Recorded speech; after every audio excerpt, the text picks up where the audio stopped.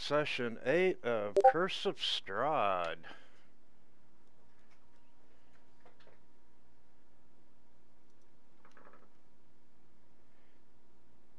You should have subbed that face I had above onto that character.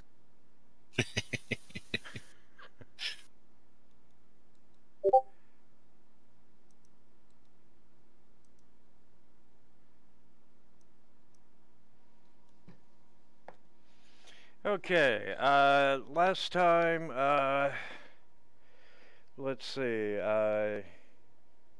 you met the Burgomaster of Vistani. Carrick had forced him to release the shoemaker, which incidentally kind of put you on the bad side of the Burgomaster. You went back to the church, interviewed the kids about the theft of the bones, and from there you went to the coffin maker to retrieve the bones, met the vampire spawn, took some heavy damage from the vampire spawn. You did manage to snatch the bones while you were running away like little bitches.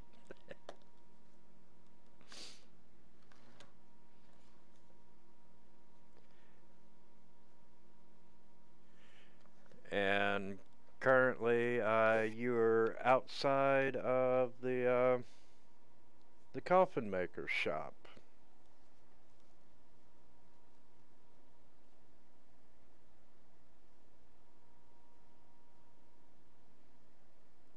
Except for Mathis, he's like halfway down the block. There ain't no right outside the coffin maker shop. We out of here. I mean, we're gone. But you do have the bones of Saint Andrew. Hey, you said a name right. Proud of you, man. Good job. Thank you. That was You did good there, bro.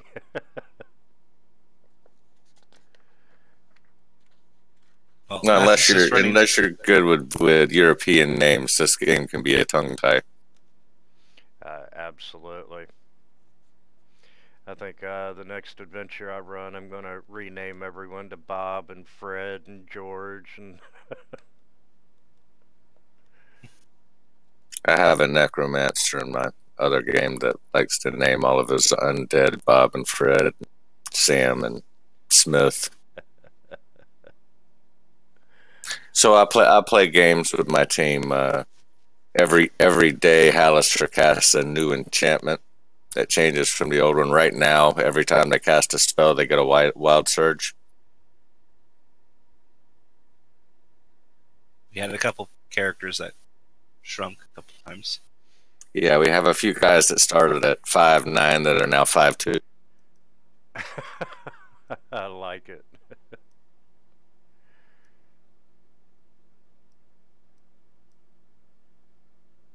Yeah, they're going to be real happy when they get to like level 18, and there's going to be a 24-hour period where every time they cast a spell, an instant counter spell. Well, that'd be fun.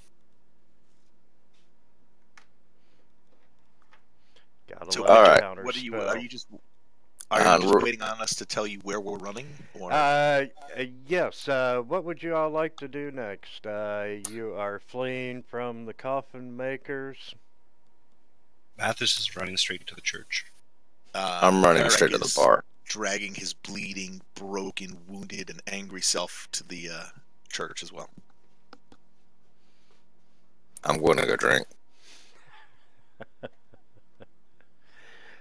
Okay, Flynn, you make it to the bar, and the barkeep takes one look at you and instantly just pours you an ale without you saying anything. Pours me a wine. There is no ale. That's right. And the rest of you do manage to make it to the church. And the priest is really glad to see that, well, I'm assuming you're all going to give him back the bones. Yep. Priest, hurry, make it work, make it work. And returning the bones to the church does once again make the church consecrated and holy ground.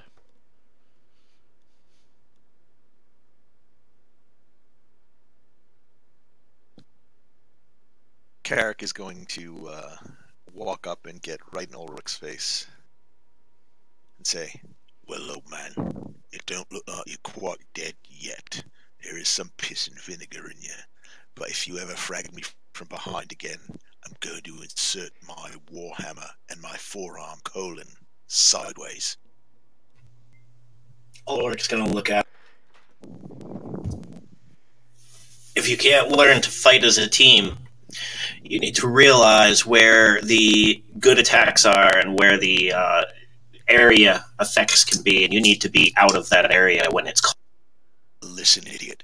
I don't know how fighting went back decades ago when you were still swinging your sword in a line, but I was in a good position. You decided to frag me. Last time somebody cast a spell, one of my teammates on me, I ripped his head off. Be fortunate that I'm not doing it to you right now. Ulrich's going to stand up to his full creaking height of 6'4". Yeah, well, Carrick is 6'7". Which is fine. Yeah, he's going to look down at him and say, And he looks at you, and he sticks his finger right in your sternum. And he says, if you're going to survive, you're going to have to work together. Just because you believe that you could stand in the middle of an entire group of undead, you don't understand what we were fighting there. You don't understand what to do to get them down. And instead, you stood right where the attack had to happen. I don't care if you think you can handle it. I knew that you could not because of my 80 years of experience, as you call it. yes, and your 80 years of experience nearly got me and all of us killed. We had it under control until you nearly destroyed me. You don't even You understand are not what the we were tactician that fighting. you think you are. You may have been an adequate sword hand at some point, and you certainly think you're in charge. You're not. You don't have the brains, you don't have the skill, and your experience is outdated. Don't make assumptions again. And put Ulrich your is- finger down unless you wanted it inserted in your ass. Ulrich is going to give a laugh, and then he's going to turn around and sit down and drink his wine. Carrick is going to raise his warhammer to smash Ulrich in the back of the head, then think about it for a minute and put it down.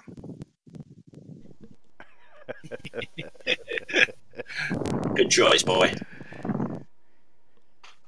Does Ulrich say that? Indeed. All right, then he's going to hit Ulrich with the hammer. Let's see, what's the wounds? Do y'all need a map? No, we can just do it in Combat Tracker Theater of the Mind. Ulrich has about one hit left. It's good.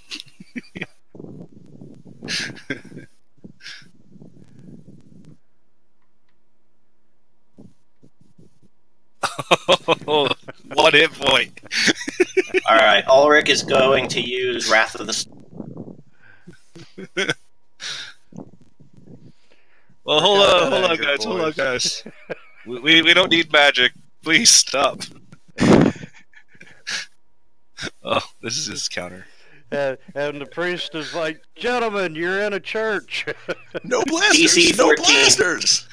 Or DC 14 dexterity. Hang on.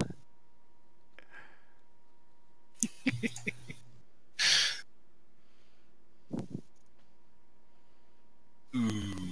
Nope. Oh! Oh, that was the damage. Concentration.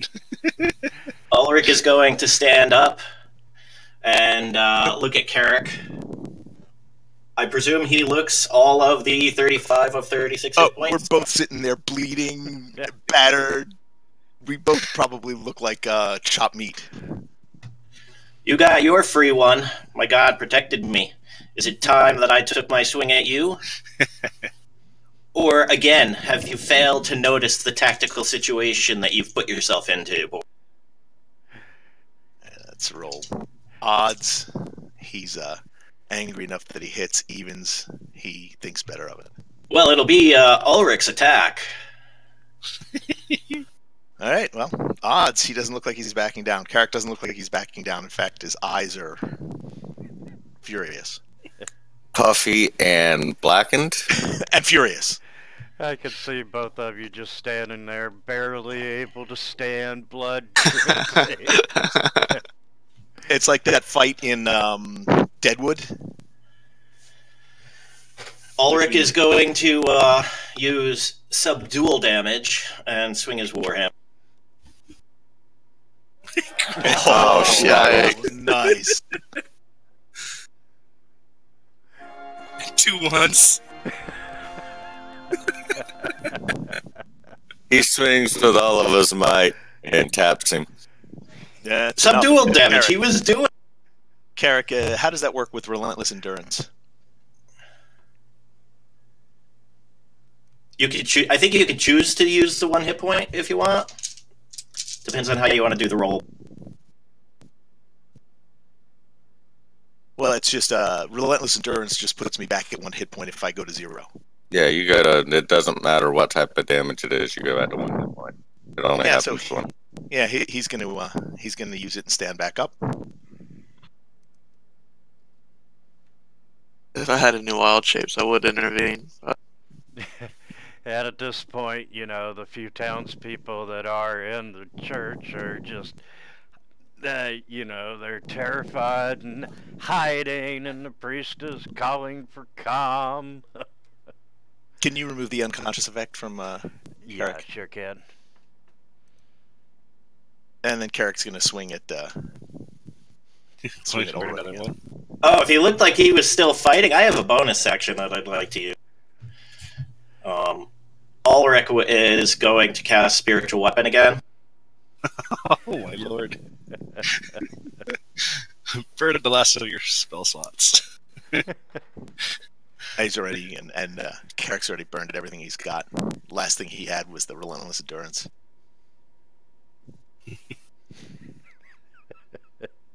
I think we're going to get kicked out of this town. That should be enough to put him down. And he's blasted from behind as he stands back up, looking at my eyes. I'm just shaking my head as you go out.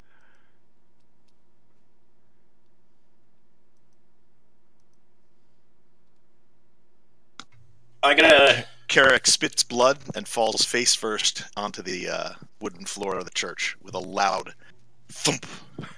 I'm gonna make sure he's not gonna die, and pick him up and set him next to me on a chair.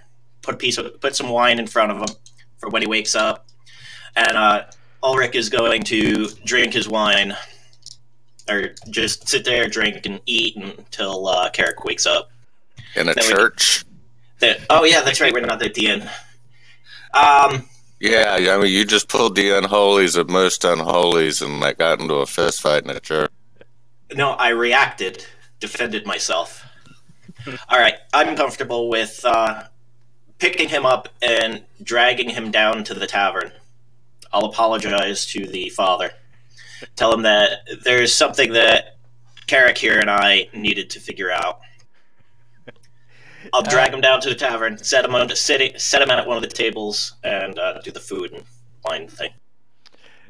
Yeah, the priest is, you know, he's yelling at you to get out of his church. You're lucky I'll let Irina stay, but you all get the heck out of my church. I think we just lost our reward.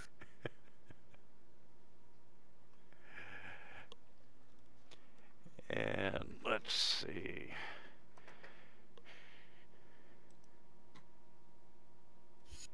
And yes, you all did get experience for the vampire spawn. And Jackboot, you see Ulrich and Carrick come into the bar looking even more worse for wear. Oh, Carrick's unconscious. I think Ulrich is dragging him by his armor. Yep. To which I do reply, bloody fools.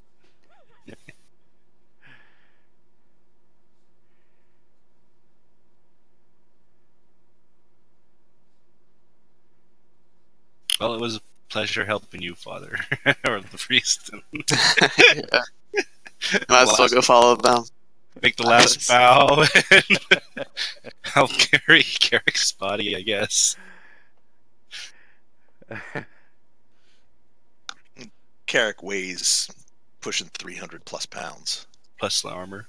Plus the armor. He's probably a good 350, 375 with the armor. I can drag 450. Okay, now that everyone's at the bar, That's where you heal your wounds.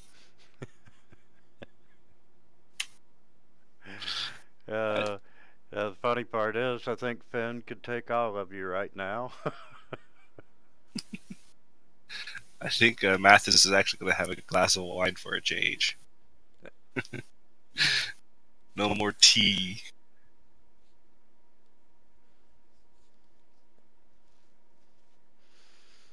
Okay, so you are at the, what is it, the Blue Water Inn.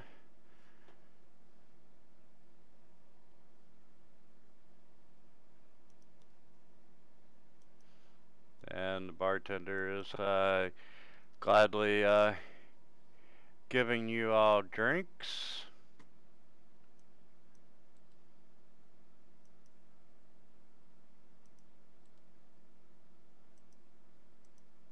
How old is Carrick?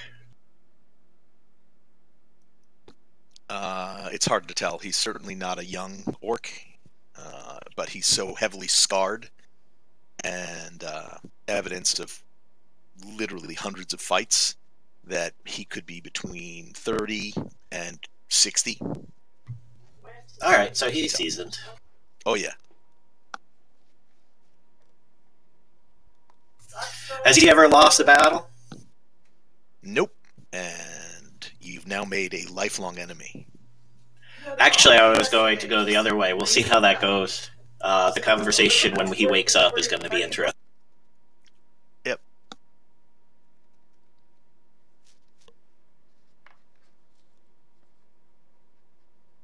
Alright. Do we have anything else before Carrick wakes up? Mathis is going to the bar and drinking.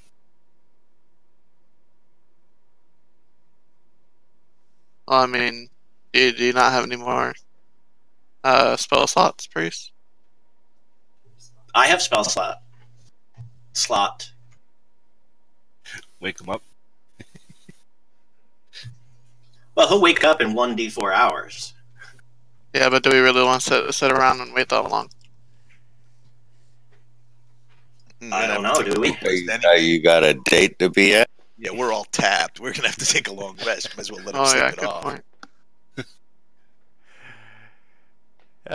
Yes, would you all like to get lodging at the inn since you're no longer welcome at the church? Yes.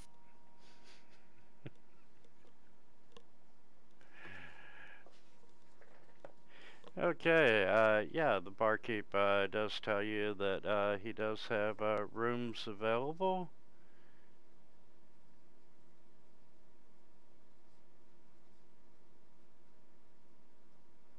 We'll take enough for all of us, if possible. If it's community room, we'll just take beds.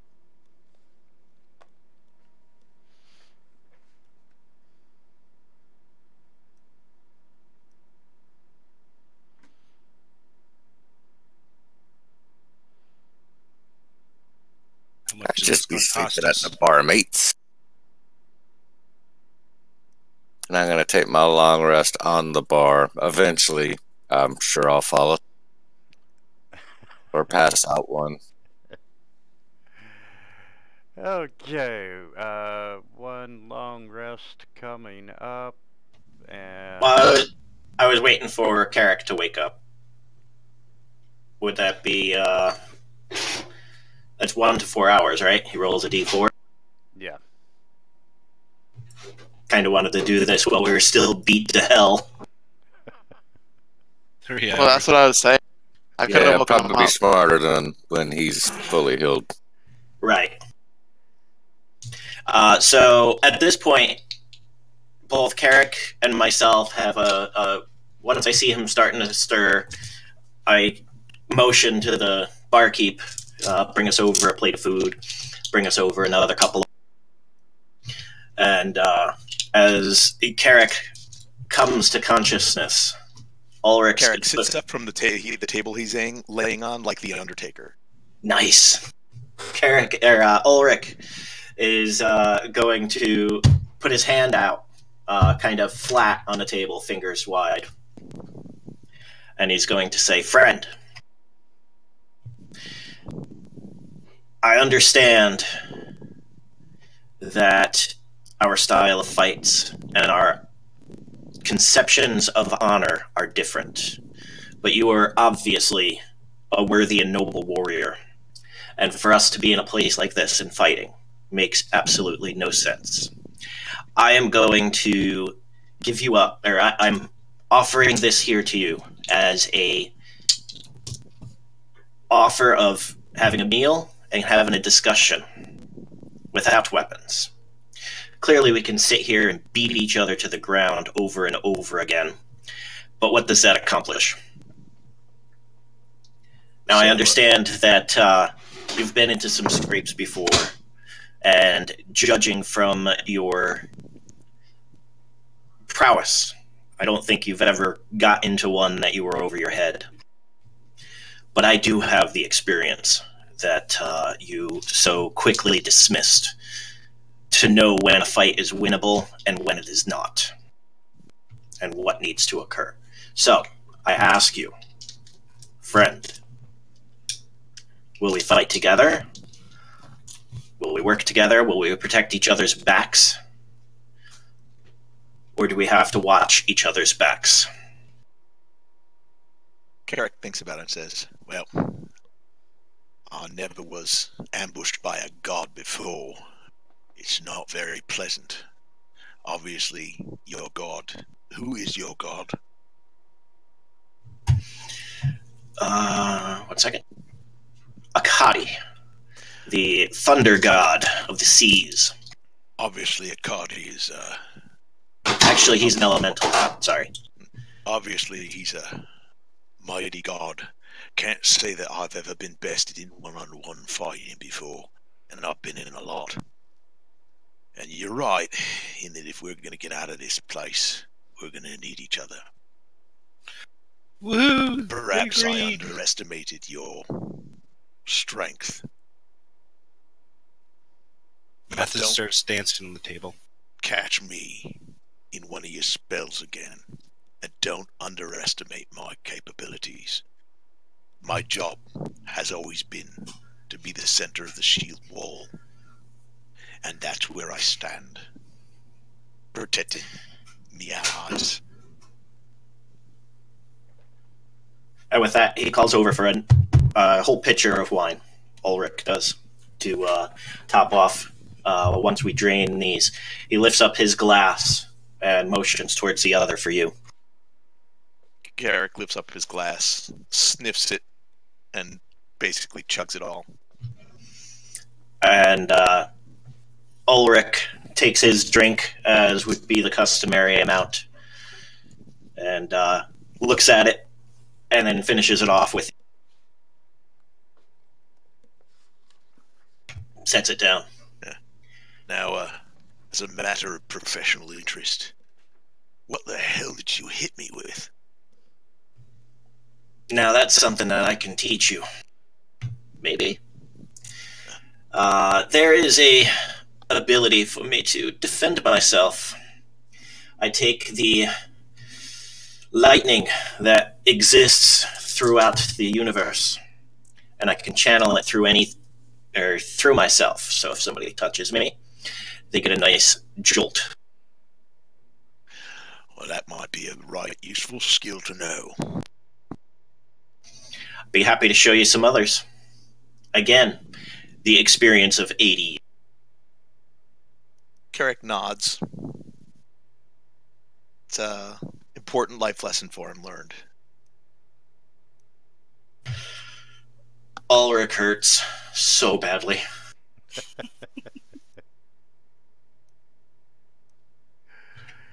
You missed me by 1 hit point, Carrick. I'm frankly surprised you were still standing after that hit.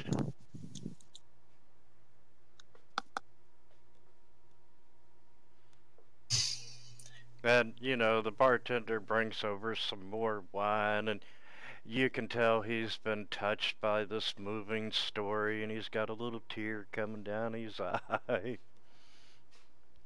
It's always nice to see people make friends. Carrick hits him with the Warhammer. No, just kidding. Get kicked out of all the houses. You have no friends here. Okay, is everyone ready for a long rest? Yes.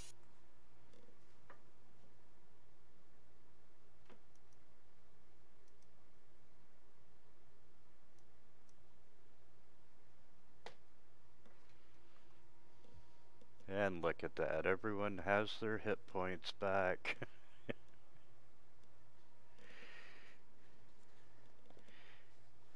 Ulrich will spend extra time getting his armor clean, getting himself clean and presentable as much as he can.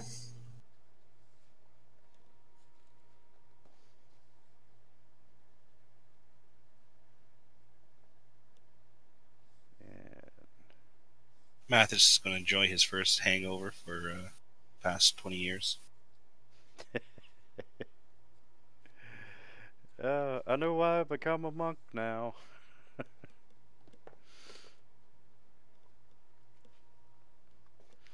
Okay, eventually,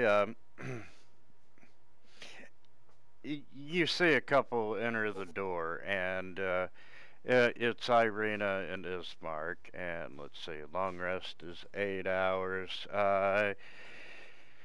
Do you guys want to go exploring at night, or just make it the next morning? What are we exploring?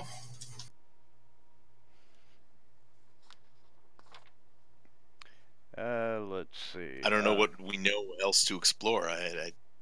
Well, there's a shipment of wine we have to look for, but that's about it. Oh, right. Yeah.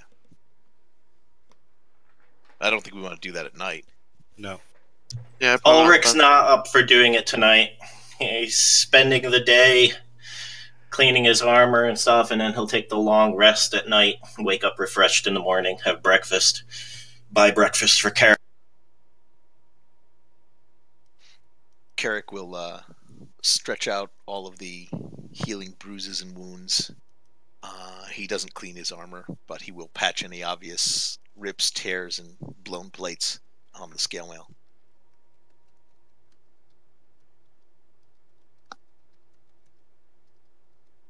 And enjoy breakfast with a quiet breakfast with Ulrich.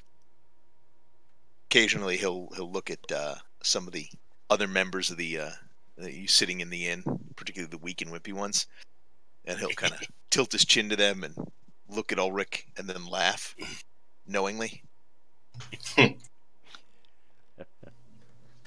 Ulrich will give Carrick his first lesson, and he's going to explain the the details of Thunderwave to him,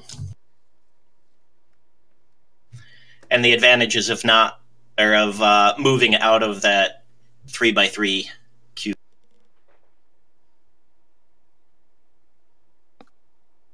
I think Carrick already learned that lesson a pretty hard way.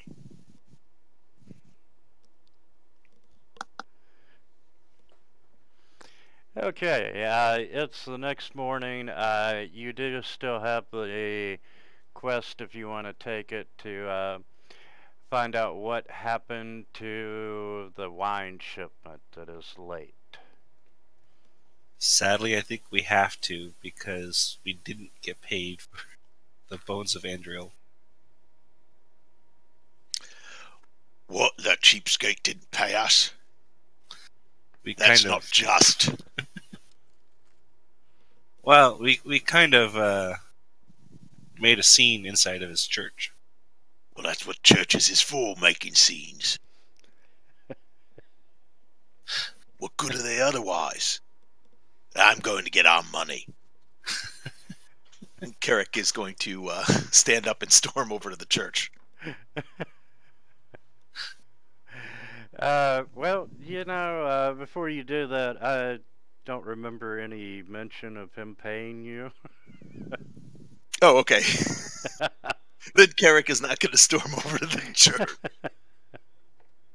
It was more of we were getting it so that we would be safe when we slept in the church. The hallowed ground would become hollowed again. As far In as which we can't anymore. That's Pretty horse well. crap. We can sleep there. What's that soldering old milk toast going to do? Kick us out? Ah! You can sleep in the basement with these vampires, son. That's the other Wrong place. church. Yeah, that was the other. Wasn't that the other place? That was Oh yeah, that was in Barovia. The one in Barovia.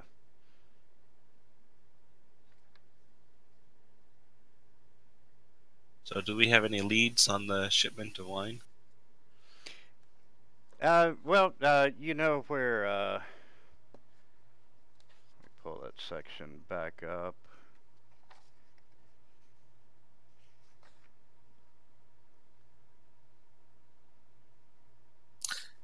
You know that the wine comes from the winery called the Wizards of Wine, which is up near Kresik, which is the next town down the major road through Barovia.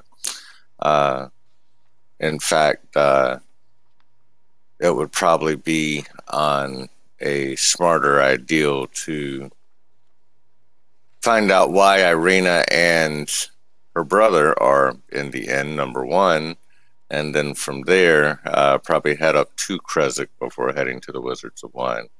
I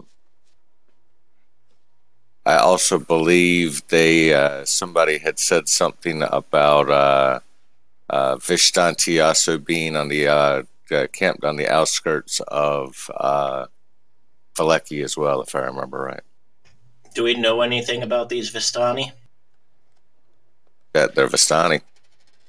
Yeah, that's pretty much it on this group. Alright, well, Have we met Vistani before this? The group with the fortune teller were Vistani. Did we get our fortune told? Somebody did. Joel did. Yes, you did get your fortune told, and Gulliver got his fortune told. May he rest in peace. Yeah, I've got a public note that has the cards in it. Thank you. I just drag it over to the chat window for you. And, while you're all sitting there discussing the many benefits of Thunderwave and eating your breakfast and so forth, Irina and Ismark come into the church or come into the tavern, and they're looking around and they see Karak and they see Ulrich, and they make a beeline straight toward Flynn. They're looking for the most level-headed person. Carrick's top of his I'm head is pretty hungover. flat. I'm probably He's not the kinda one they want to level-headed. be speaking. And I point at Theron. And I point at Mathis. just her head down on the table. Oh, my head. they come over and you know, they're very friendly and so forth, and maybe just a tad loud for you, Mathis. And you know, they tell you good morning and so forth, and exchange the pleasantries, and you know, the priest is really angry at those two. This Well, I can past see it Carrot being. picks his head up and says, "If he has words to say, he can come and talk to me and Ulrich. We'll set him right." and she just kind of gives you that glare, and you know, so she continues talking to Mathis, and you know, Ismark says that they had spent many hours talking with the priest last night once they got him calmed down over what happened in his church. And, you know, Oh, like he hasn't had fist fights in that church before. What a scam artist. and you know, he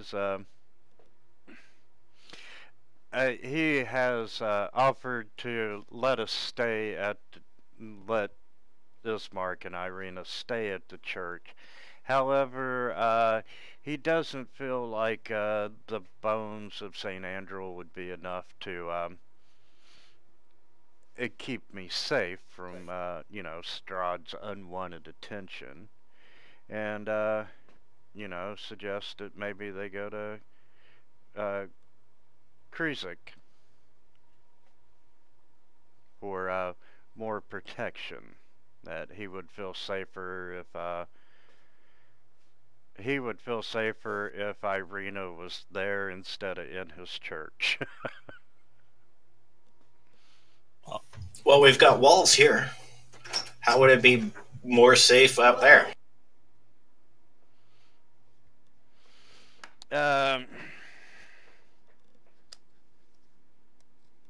Shall I explain it? Well, you have the that's where the abbey is at.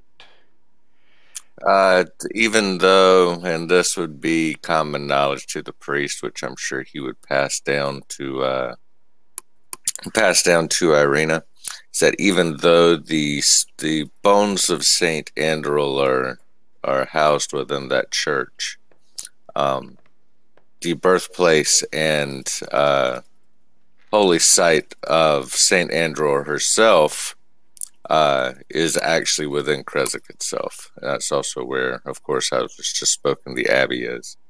The holy site itself being, if I remember right, I think it was the place either she was born or died, one or the other, and has to do with a shrine in the middle of the town of Krizik itself that protects the town.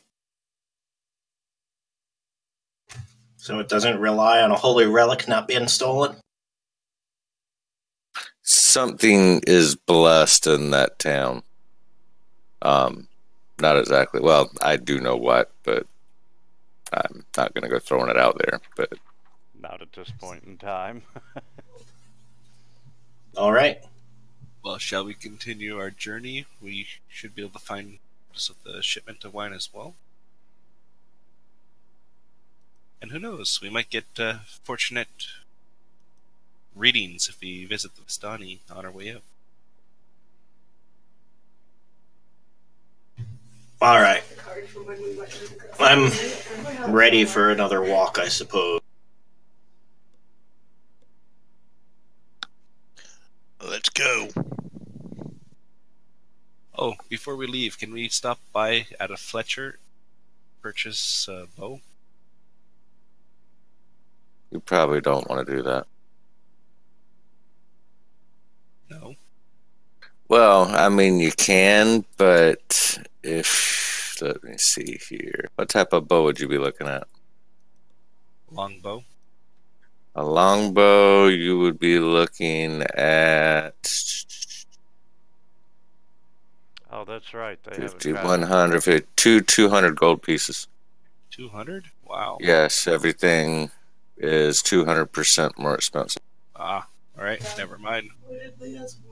I have this heirloom heavy crossbow you could use, and he gestures to this dust-covered crossbow. Probably that was handed down to him when his father died.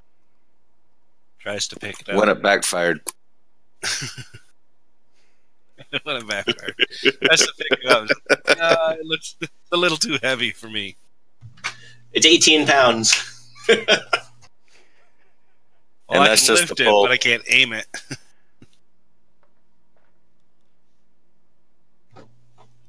It's 100, 400 range. It's not going to give you multi-attack, but it's a heavy crossbow if you want to use it, if you need something. Well, ranged. unless he takes the crossbow feat, which I find funny. True. The fact that you could power load a heavy crossbow to be able to attack twice in a round just absolutely astonishing. The little wheel on the side handle going in. Yeah, that's it. The side of it smokes like every second shot because you're spinning it. So It's got a little oil thing that automatically goes down to auto oil it.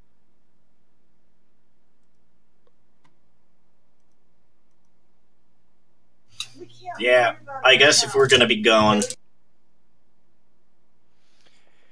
And you know, the bartender overhears you talking about going to. Krezek. Thank you. And you know, he's like, I would definitely appreciate it if you know, you're in that neck of the woods, that you would check on my wine shipment. And you know, he gives you directions to find the Wizards of Wine if you just happen to be in the area. I look at him and say, well, old crow, didn't you say this wine business be in the family? Yes, I did.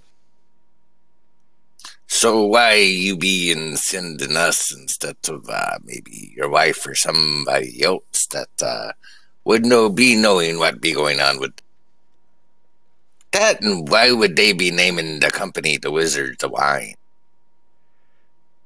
You don't be looking like any wizard to me, and the wine definitely was not the magic. Well, you know, we are kind of low on stock, and you know, my family's been in the wine business for generations, and you know, it was a name that was just given to us over the quality of our best wines. I used to say that we that you know, we made magical wine, and I don't get along with my father, so you know, it's best that I send messengers. And you know, it's unusual that I haven't received my shipment. You being a better man than I am. When I didn't get along with me father, I stabbed him in the throat. Oh, there's been once or twice that I've been tempted to do the same. Yeah, good old one-legged Peter. And it wasn't the left or right I be talking about neither.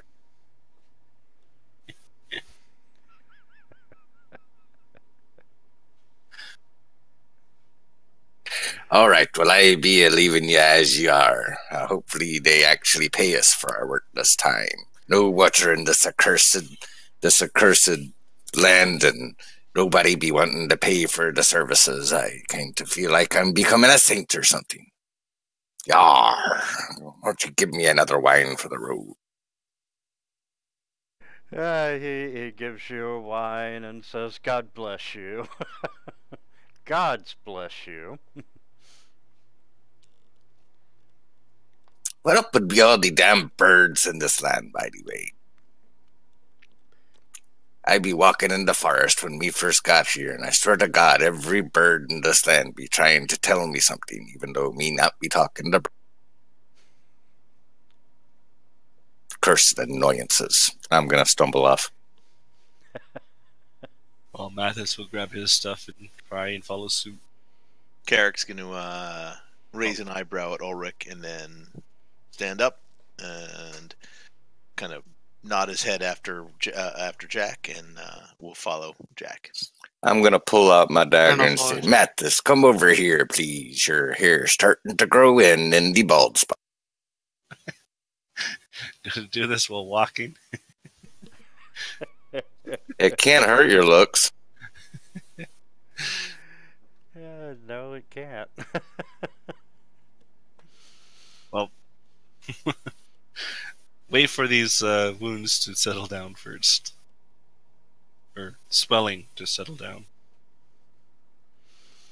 Okay, and as you all exit the tavern, you can see several town guards that are just hanging out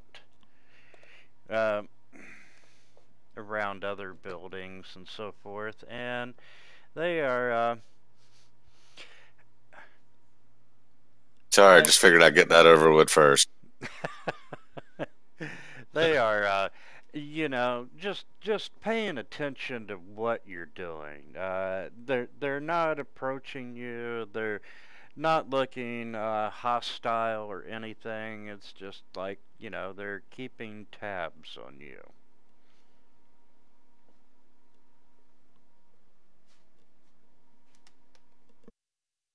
Carrick is going to very obviously ignore them.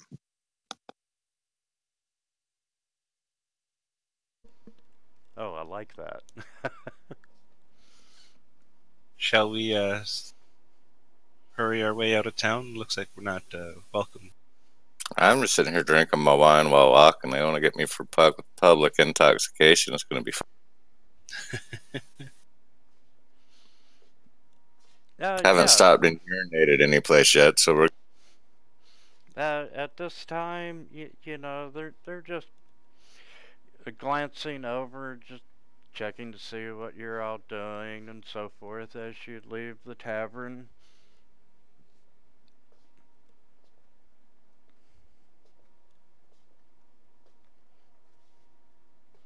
Alright, well, we leave the tavern. Carrick's following. we're making our way to the western exit of town. Also over towards the area where we heard there were Vistani, which I think are just outside the western exit of town.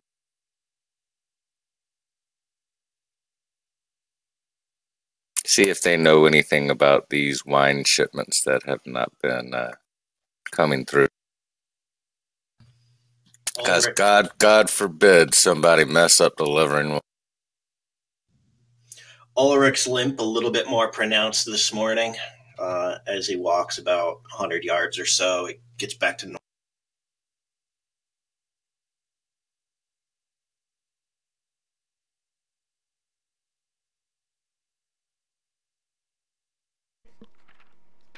Just a second.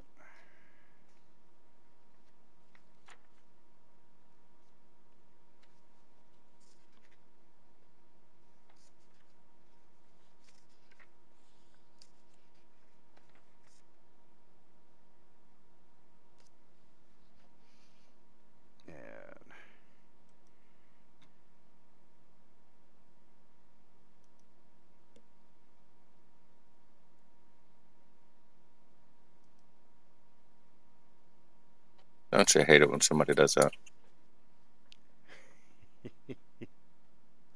Guides in a direction you weren't ready. I'm just trying to find where it's at in the book. Okay. Yeah, the Vistani are actually camped out in the woods just a little bit southwest of Vallaki.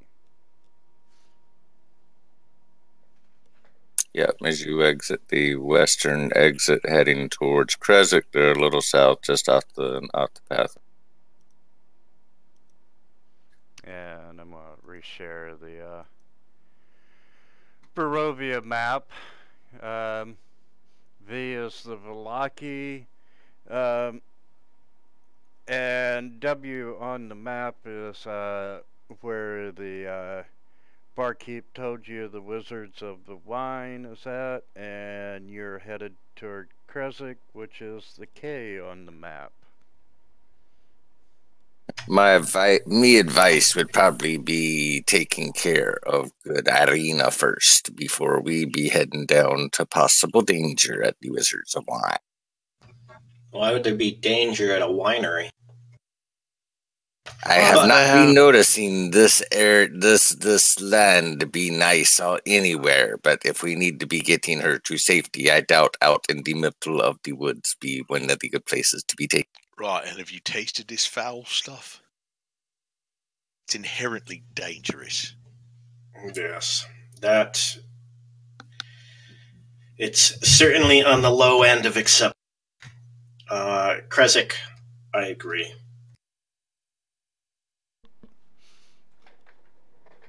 Okay, and as you're making your way out of town and so forth, the woods part and they reveal an expansive clearing, and you can see a small grass-covered hill with low houses built on its side. As with all of Barovia, there's some fog, and it obscures the details, but you can see that the buildings feature these elegantly carved woodwork and have decorative lanterns hanging from their sculpted eaves. And atop the hill, above the fog, is a ring of barrel-topped wagons that surround a large tent, with a column of smoke pouring out through a hole in the top.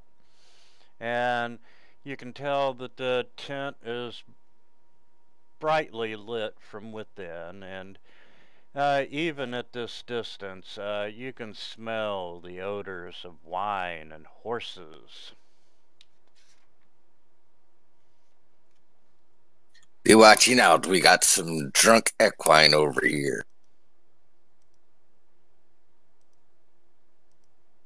I can punch him if needs be.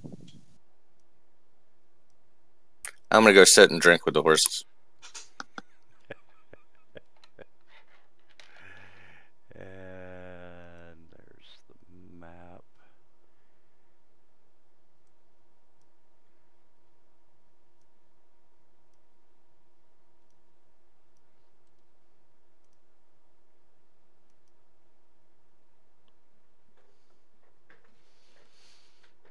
And at the bottom of the map you can see how it's all laid out on the mound and so forth. And you know, Flynn, as you walk over to the horses, you're surprised that they're not actually drinking. Why you be smelling like wine if you not be drinking?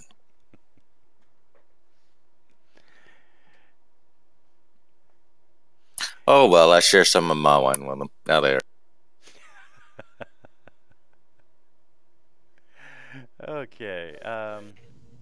Pretty sure the reason you're smelling them as smelling like wine is because your mustache is covered in it.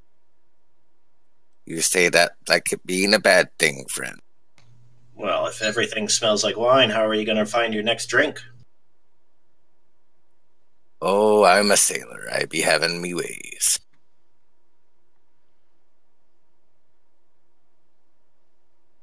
I don't even know why I got the Barovia map open. I've got it memorized. And let's see. Use the one down to 3 hit points.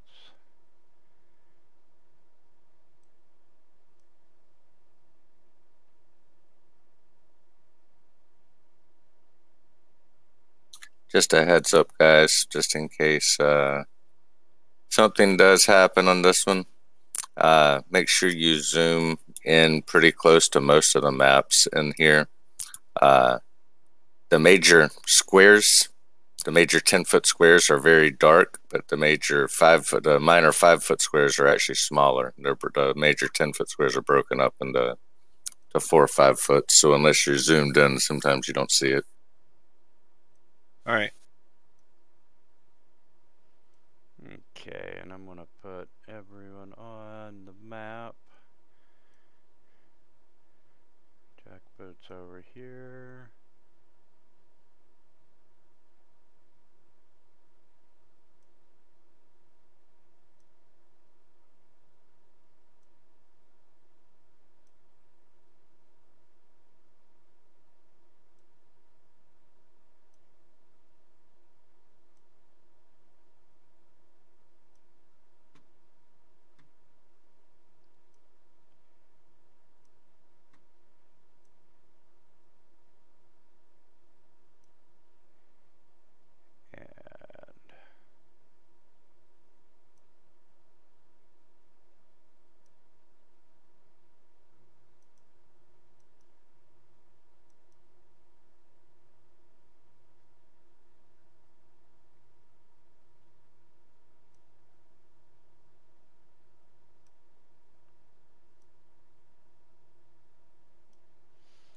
Okay, and you can hear a little commotion coming from the front of the tent, and you see these two men in studded leather armor.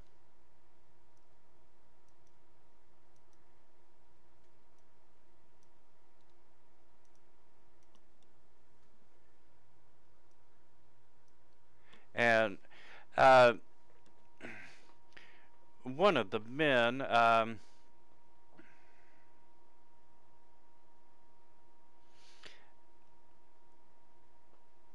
you can tell that one of them is very, very drunk, and he's punishing what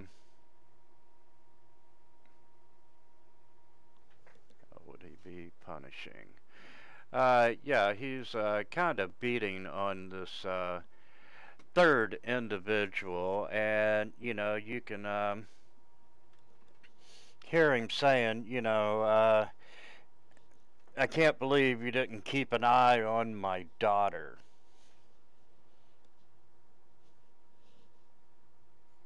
And the guy that's being punished, he's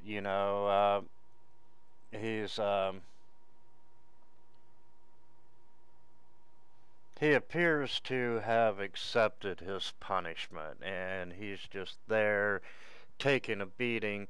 But you can see that Alexa is, he's pretty badly beaten right now.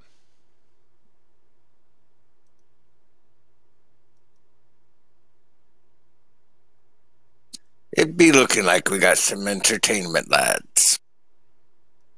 What? Don't look like much of a fight to me.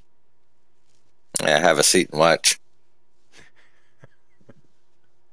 Hold on, fine gentlemen. What's going on? Up until you spoke, Mathis, they really weren't aware of your approach, and you kind of distract him for a minute, and he looks up and says, who are you and what are you doing in our camp? And he's very drunk. My name is Mathis. We came to see if anyone knew anything about a missing wine ship.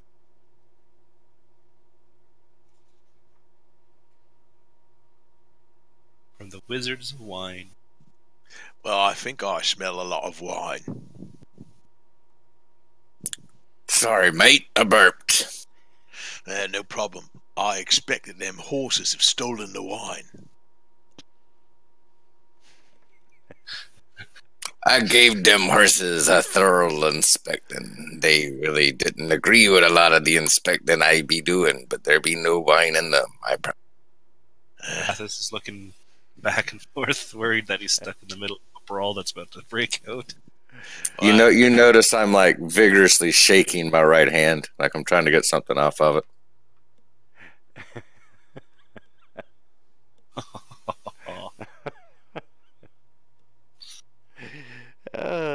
Some say he loves horses. Some say he loves horses too much, if you know what I mean. Everyone goes to the sea for a reason. And you know, he turns and look at you shaking something off your hand, and he's like, "What did you do to my horses?" I just be making sure their digestive tract be working correct.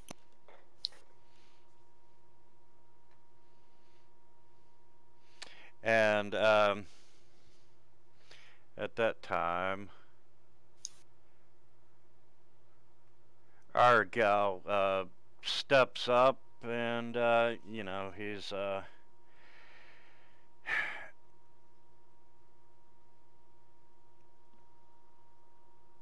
you know, he's kind of intervening because he is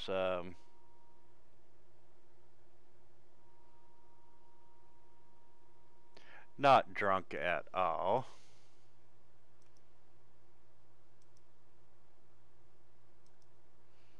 And he's like, "You're all here, why?" To collect information. Have you not heard about the mission shipment from the Wizards of Wine? No, we have not. There's a missing shipment, and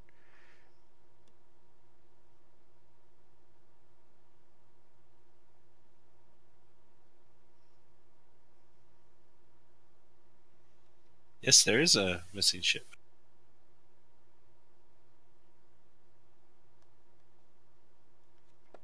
Where did you guys happen to get all this wine?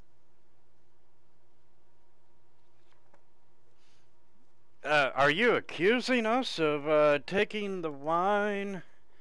Well, it smells awfully like wine up here. Well, We're just hoping that your wine's Vistani. better than theirs. We drink, and you know, we have our own wine. Some of it we get from the Wizards of Wine. Some of it we make. Whose is better?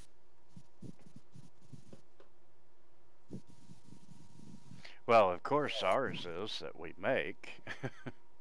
Why was you beating up that drunk guy? Well, it was the drunk guy beating up another guy. Why was you beating up that terribly sober guy? And I'm going to add an effect that he is the drunk one.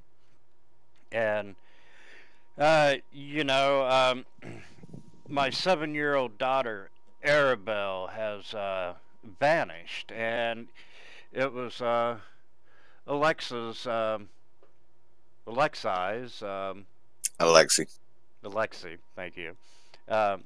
Alexi's responsibility to keep an eye on her. And he failed in his mission, and my daughter's been missing for more than a day. So you're beating up the babysitter? Yes, my one thing I always be learning when, you know, a child be going missing, it's better to beat up the babysitter than actually be looking for the child. Right, it doesn't seem very smart to me.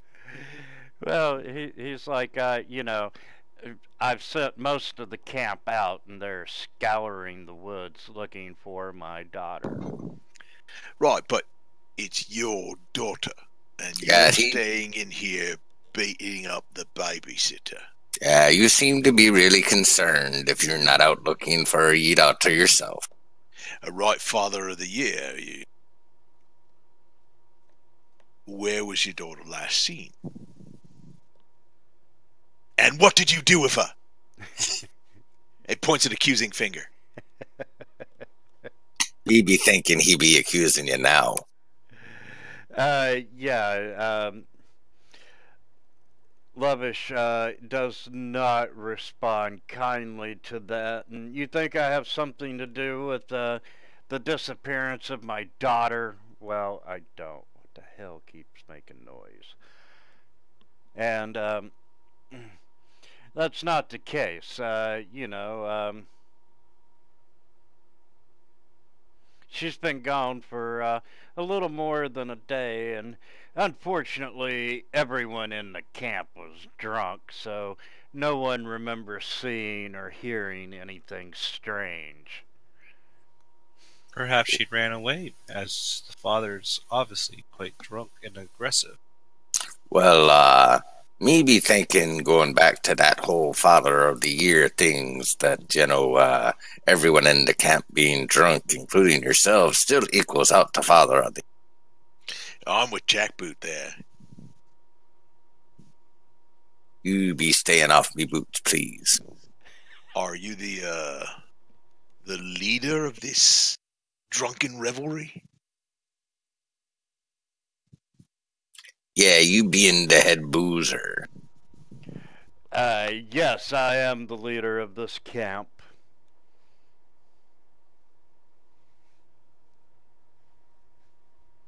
And, Would you be knowing anyone outside the camp that this girl could be a knowing?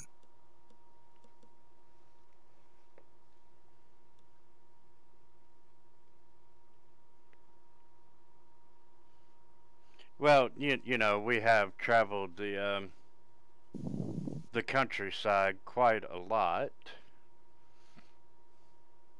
So, What about in Valaki? She be knowing anyone in Valaki? Not be figuring she be going too far if she be running off. Now, if she be adopted, well, that could be something different. We don't go to town a lot, and my daughter, as far as I know, is happy here, and it doesn't seem like Carrick leans over to Ulrich and says in a very loud whisper, I don't trust him. He doesn't smell very good, and I think he's a liar. You be minding if I be looking around the camp and the tent to see if I can find any evidence or any informations that could possibly help you be finding your... he looks over at Carrick, and you can tell that you can see his hand kind of reach for his scimitar, and Finn, you say that, and he's like, are you offering to help find my daughter? No, I be asking if I can search the camp to see if I can find any informations that could possibly help you find your daughter. I would help find her. With that, Carrick, you can see that he's kind of surprised that, initially you're accusing him of his daughter, taking his daughter, and now you're offering to help. So he takes his hand off his scimitar, and he goes, yes, you can look around the camp. And with that, he turns around and he swings his right hand and just backhands Alexei that's on the ground, and just it's really a good hit. Carrick's going to stride over and interpose himself.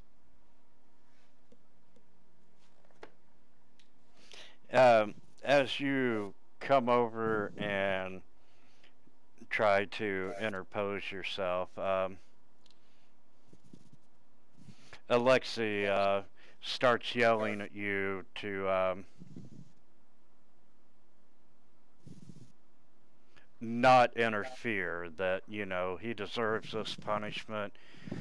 He failed in, his mission to guard the daughter. Yeah, he's going to ignore that and grab Alexei by the scruff of his shirt and say, "Excuse me, I would like to speak to this individual," and toss him back towards Jack and Mathis. I'll catch him.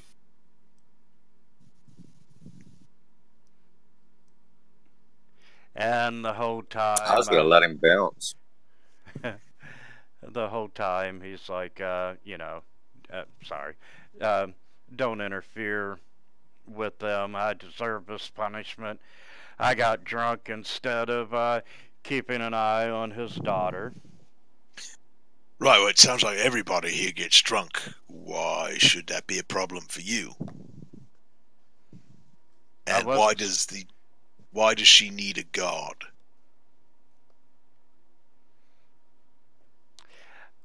It's not so much that I was a guard as, a babysitter. Barovia is a very dangerous place. Well, apparently, but that still don't answer me question. Why does she need a babysitter while she is here in camp?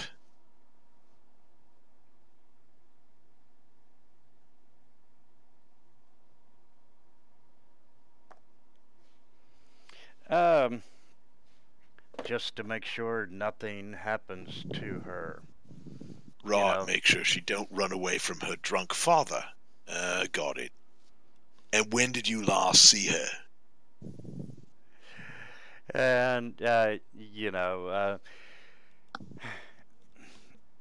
was roughly about a day ago. We're all drinking and so forth, and turn around and, couldn't find her. So I panicked and I start searching for the camp before, told Luvish that his daughter was missing.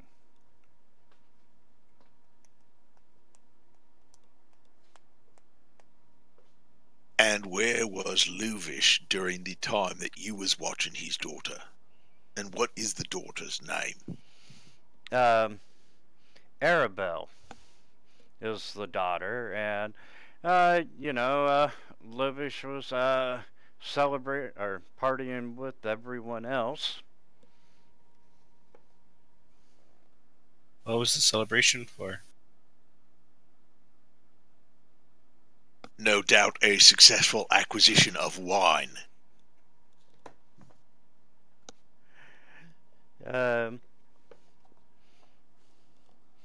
Okay.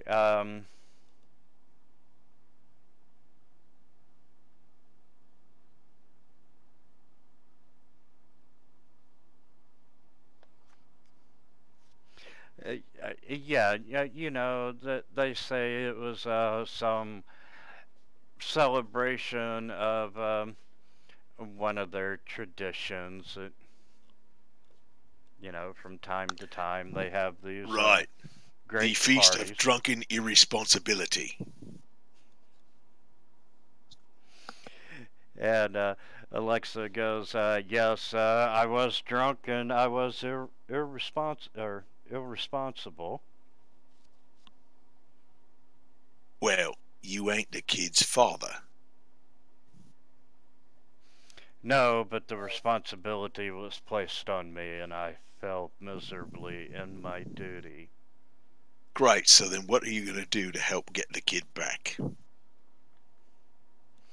Has she ever gone missing before? No, she hasn't. And, Aragal is, he's watching everything that's transpiring very intently, and he's got this stern look on his face and you can tell that he's a little bothered that there's strangers in their camp asking all these questions. And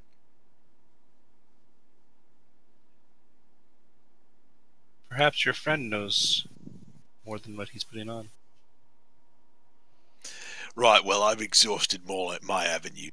At this point, my best guess is to start beating people until we get the right answer.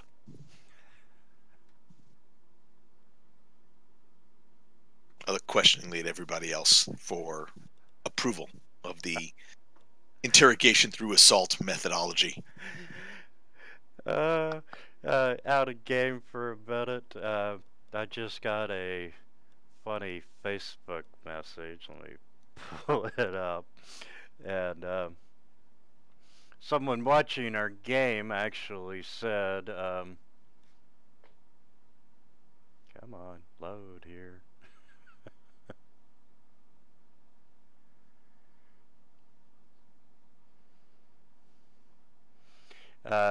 They're arguing with the bandit lords about their parenting skills. We're very concerned parents here. Okay. They're not bandit lords, they're Vistani, which is quite a bit different. Gypsies. Exactly. And Flynn, what are you doing? You're checking out the... I'm searching around to see if I can find any footprints or anything along those lines, or any signs of abduction, her walking off, anything showing a little girl leaving camp.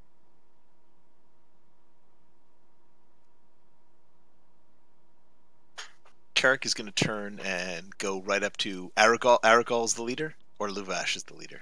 Luvash. The parent. Okay. Yeah. He's going to walk right up to Luvash and kind of tower over him and kind of look down at him and start sniffing.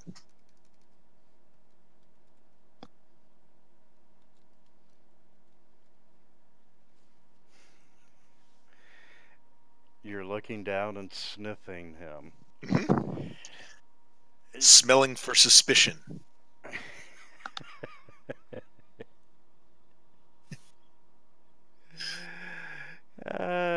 Yeah.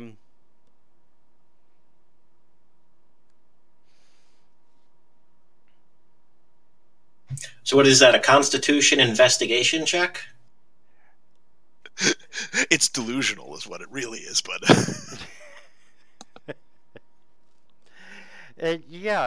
Other than smelling bad. Has it been raining at all over the last 24 hours? I'm sorry, what'd you say? Has it been raining at all over the last 24 hours? No, it has not.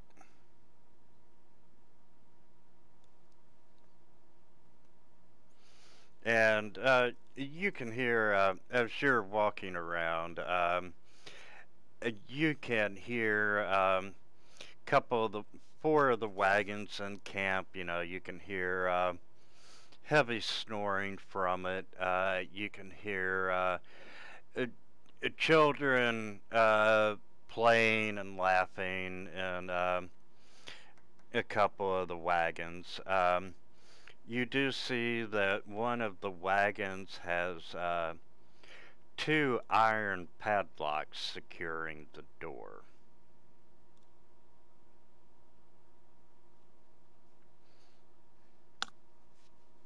Someone should go knock on that wagon. And let's see, where is that wagon?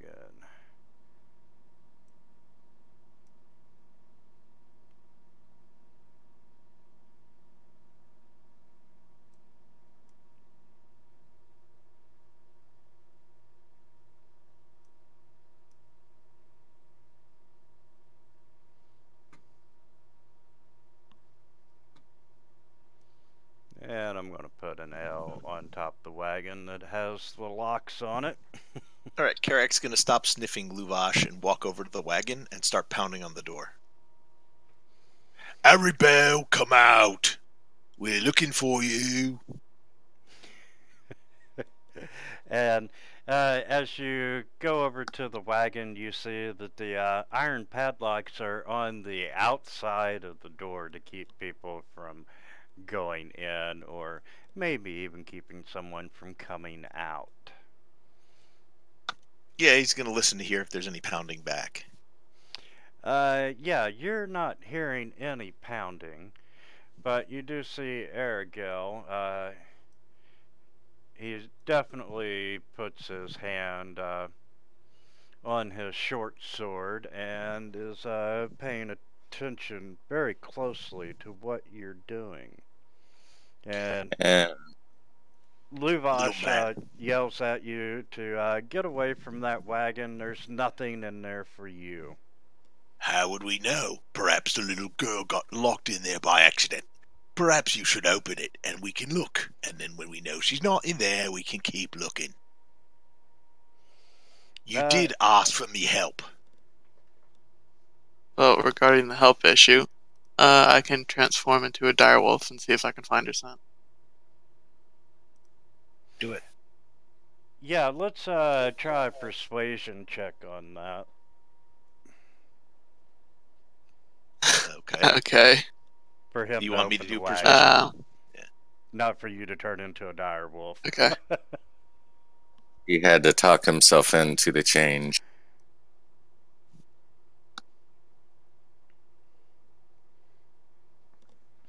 And, Luvish goes, well, if it will help you get back on track to finding my daughter, I'll do that. And, he walks over and he's drunkenly digging through his pockets trying to find the key, and he pulls out the key and he opens both iron padlocks, and inside of the wagon you can see a couple of chests. You can see a wooden throne. There's a rolled up rug and a few smaller little boxes in there, and there is no Arabelle in there. Luvash, I think I see her in the back there. And I point into the wagon behind the throne. I'm the only one that has keys to this wagon, and I can assure you, my daughter is not in there. I think she's in there. You best go check.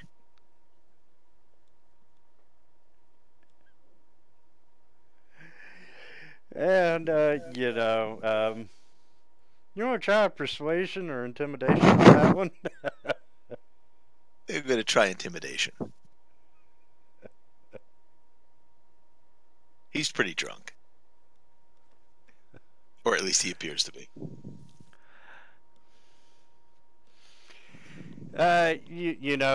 He's pretty drunk, but he's not stupid, and he knows that his daughter is not in there. Well, I'm going to go in and look behind the throne. As you start to go in there, that's Carrot gone in there, right? Yeah.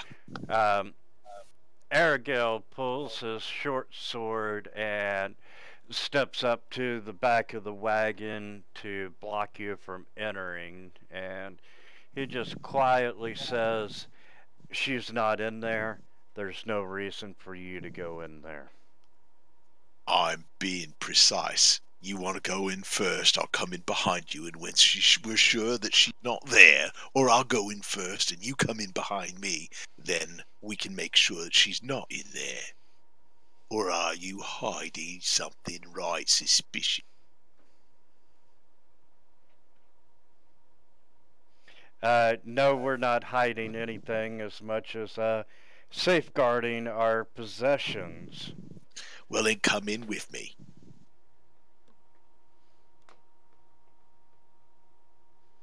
He may be brash, but he is pretty honest.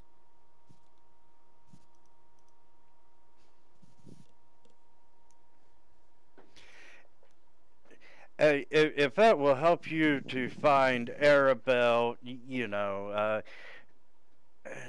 he climbs up on the wagon and says, come on in. All right, I'm going to go in and I'm going to look behind the throne and also just take a look around and see how much of this is obviously stolen stuff. But I am going to do exactly what I represent. Just go look behind the throne to make sure that she's not there, and just peek around. I'm not going to touch anything. Not going to take anything. Not going to move anything. You can see now that you're in the wagon, you can see that the wooden throne is actually got gold inlays, and it's got decorative stones, and it's worth a little bit. But you're not finding the daughter, and Other than the rug, all the other chests and boxes in there are closed. All right, very good. Well, I thought I saw her. And then he'll turn and Carrick will walk out. Okay, and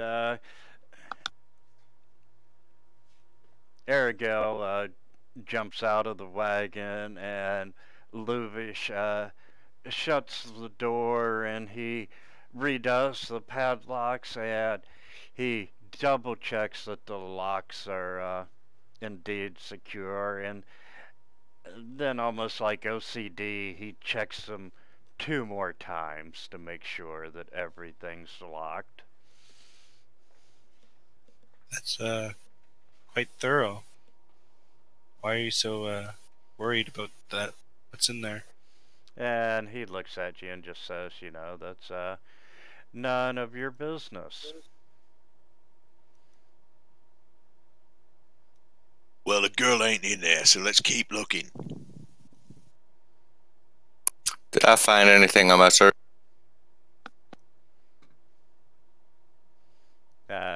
Give me just a second.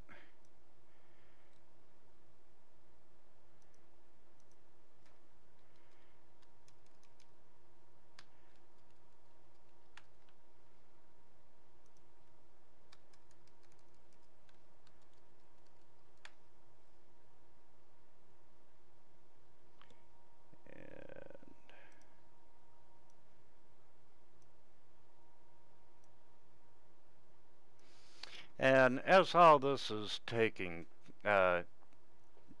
place, and he's locked the wagon, and you know looked at Mathis, saying, you know, it's none of my business. You see two Vistani appear out of the woods, and they come over to Luvesh and, you know, tell him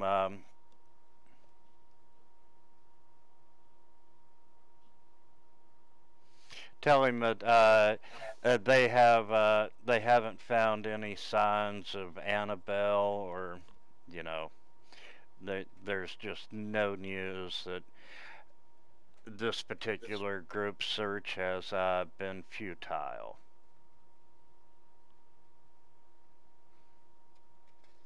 And, you know, with that, Luvash is even more disheartened, and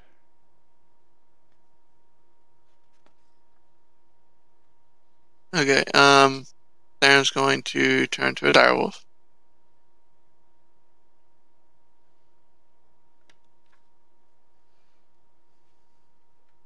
And then I'm going to start sniffing around, seeing if I can pick up her scent.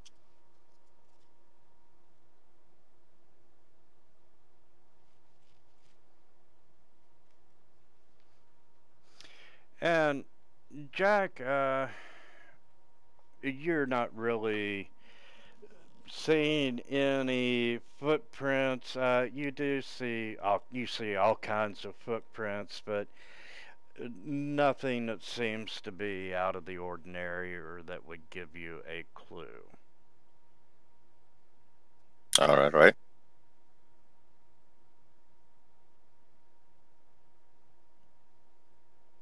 Where does the girl normally sleep? In my wagon, which is the one directly due east there. I'll start escorting Theron towards the wagon, so he doesn't get attacked by the rest of the villagers.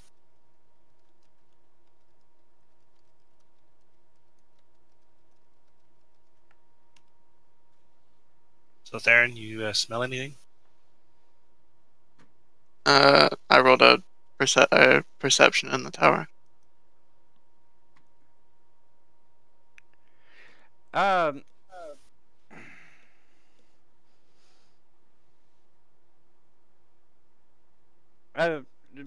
Did you ask for anything that might contain her scent before you changed into a direwolf?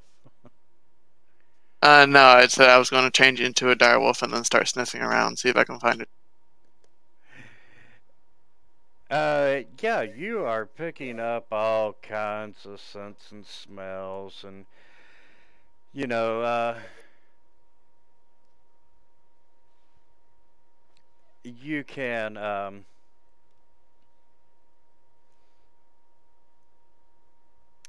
being around, since he pointed out which wagon was theirs,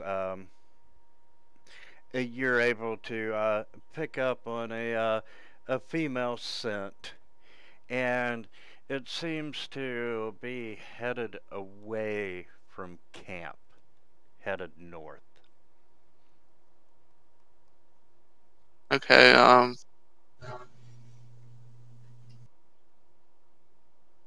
guess I'll just start heading in that direction. Looks like Theron found a clue. Have you checked the North Forest? As Theron's sniffing around, Ulrich's going to come up and ask just one question. Has she ever run off on you before? No, she has not. It's not like her. She's a happy child that was, pretty much here one minute and gone the next.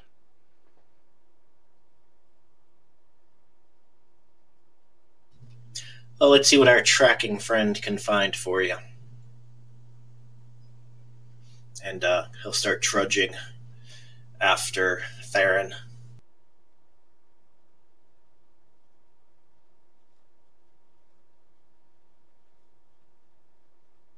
Is everyone else coming? Oh yeah, following. Looks like there might be a fight at some point. It's Carrick's game. He's game. I'll just move at a pace so that everybody can keep up with me. Okay. Yeah, for a little while, you're following the scent, and eventually, you see the foot of a mountain, and the forest has got all the mist and the fog, but you see this large lake, and the water is still and dark, and it's reflecting the black clouds overhead like a monstrous mirror.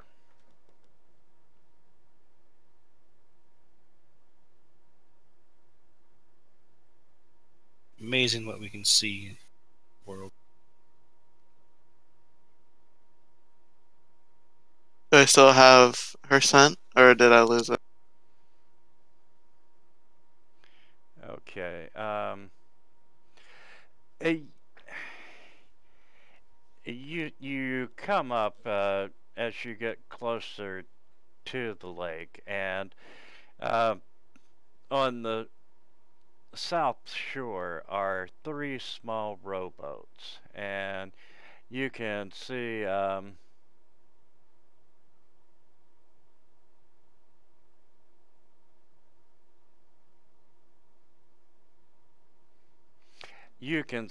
a fourth boat out in the middle of the lake, and it has a lone figure sitting in it with a fishing pole in hand. I guess I'll start barking, trying to get the figure's attention.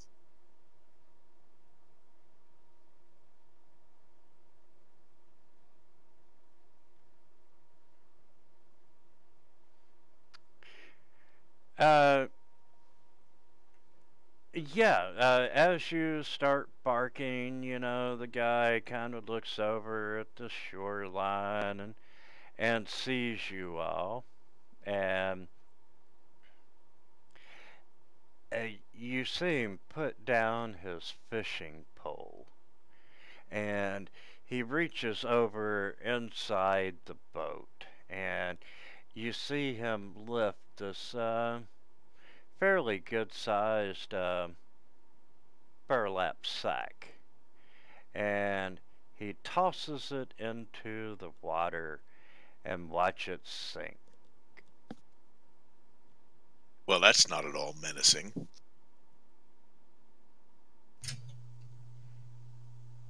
Jackboot, you can sail one of these boats out there, right? I can sell anything.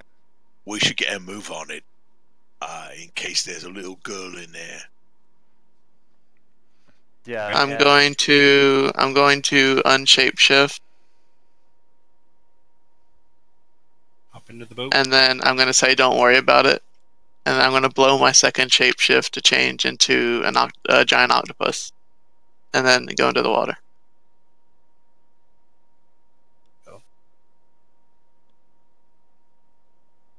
I don't think I actually have that one on my list, so I gotta drag it over. Can you do swim speed yet? Yeah, level 4 I can do swim speed. Nice. And you know, you can see the burlap sack floating just for a minute, and then it starts sinking. I'm gonna grab it and then bring it back to shore.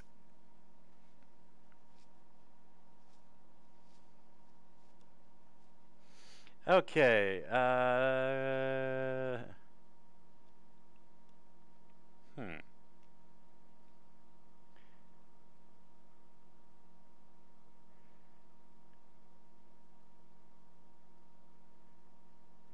Yeah, let's do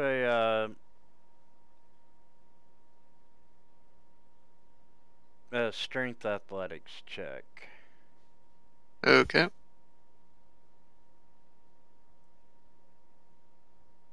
Not wonderful.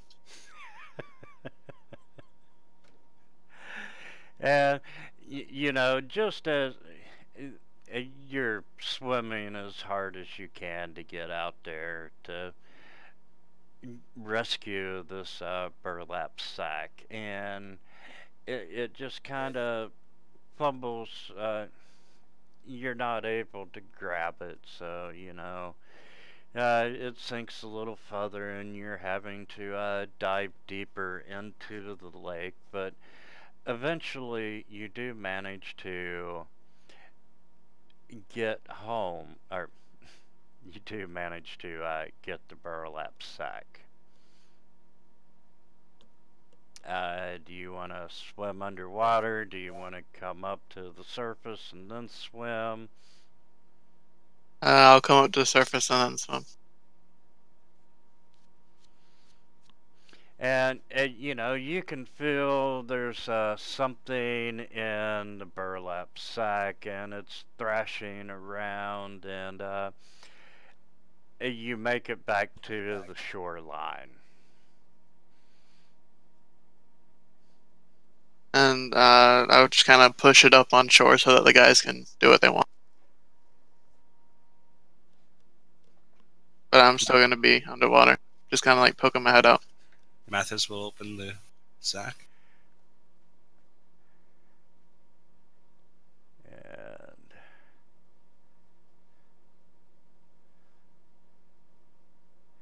And when you open the sack there, Mathis, you see this young girl with alabaster white skin and raven black hair, and you know, she's coughing and spitting up water.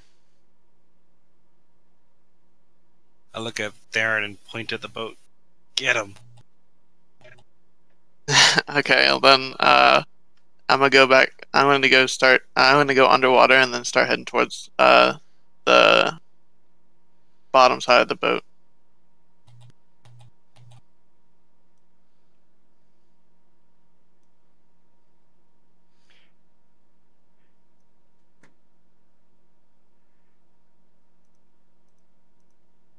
And then when I get there, I'm gonna try and tip the boat over.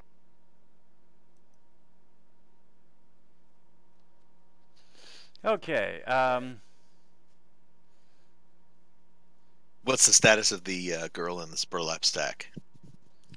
Yeah, she is conscious, but you know, it's just like anyone else that's been underwater and inhaled a lot of it. She's coughing and gagging and throwing up water. Is she in need of healing? No. Other than, you know, just being almost drowned, she doesn't appear to be harmed in any way.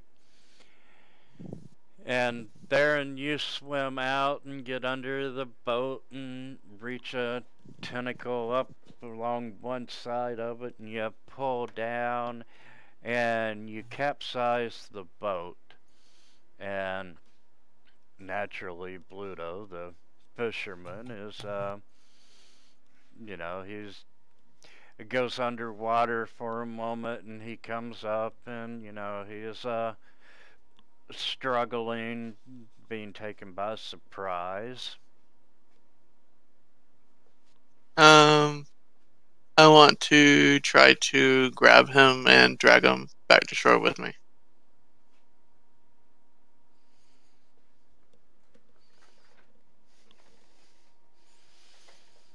Okay, yeah, you do manage to grab a hold of him and start swimming back to shore. Are you keeping his head above or below the water? Or both? How long would it take me to get back to shore? Yeah, let's say it's going to take you at least a round, 2 or 3 rounds. Okay, I'll just do both.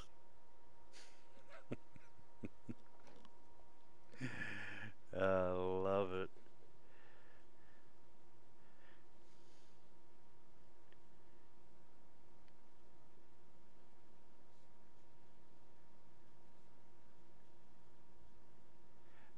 Okay, eventually you do make it back to the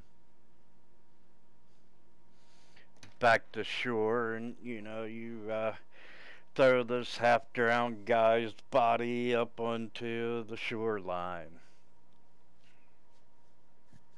Carrick's going to grab him, pick him up off the ground, and start violently shaking him and saying, "Why did you take the girl? Why did you take the girl? Why did you take the girl?"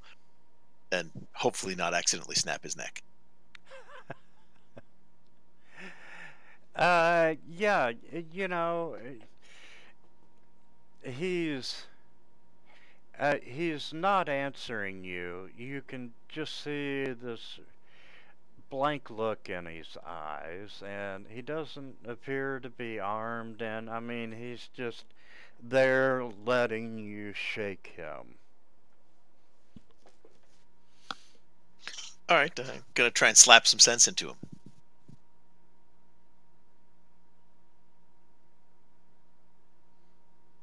Okay, you're slapping him around, and you know he's still just got this blank look, and eventually, you know, he's Ulrich, I don't think he's quite at home, and I'll toss him to the ground in front of Ulrich. and even though you know he's just been drugged through the lake, you know, as you're shaking him, and you know he's trying to catch his breath, you can tell that he reeks of wine. Him and everybody else in this country. But you're not sure that the wine is the reason for, you know, him having the blank look.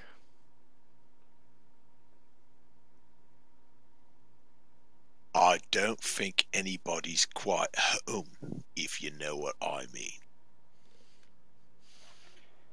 And at this time, you know, the girl has expelled all the water out of her lungs, and you know, she's sitting up looking around, and she goes, thank you, looking up at Matthias. I appreciate you saving me.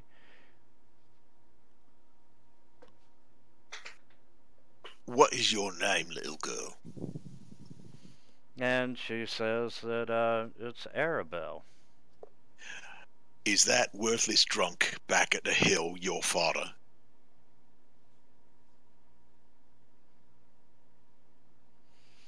I'm not sure exactly what you mean, but yes, Oh, my right. I wasn't clear about which worthless drunk back on top of the hill. but yes, my father is Luvish at the Vistani camp. Right. Father of the Year, him. What happened here?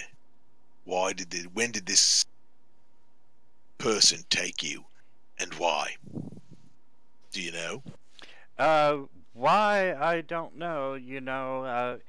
We were at I was at the camp, and everyone's having a party due to the celebration and so forth. And I was a little bored watching everyone drink because they won't let me drink yet. And I just got bored and started walking around the camp, and then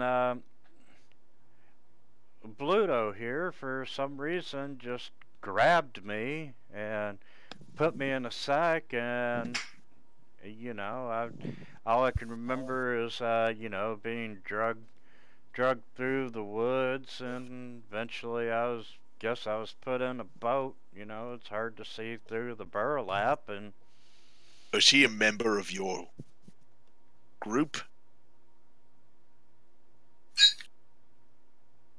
is who a member of the guy? Bluto. Yes. No, he's just a drunk fisherman that everyone knows about.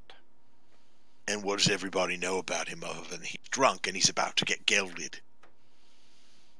If memory serves, someone mentioned that there was a guy who there's been no fish in the lake for a long time, but it still doesn't stop this one guy from going out in the morning and coming back in the evening trying to fish every day. He never catches fish, but he is a drunk. And a kidnapper. Alright, so I'm going to gently kick him a couple of times. Yeah, and you get a couple of well-placed kicks in on him, and you can see just little spark of life come back into those hollow blank eyes. Wakey, wakey, buttercup. And he's like, why are you hitting me? Why did you kidnap a little girl? What? And attempt to drown her. What are you all talking about? I've just been fishing. Fishing for little girls? Do you know what it feels like when one is gelded with a warhammer? It's not fun. And you can see his eyes get really big. Gelded? What did I do? You tell us what you did. As I said, I've just been fishing. You threw this poor little girl into a burlap sack and you tossed her into the lake. Jack, maybe he'll answer you. I'm getting the warhammer ready for justice.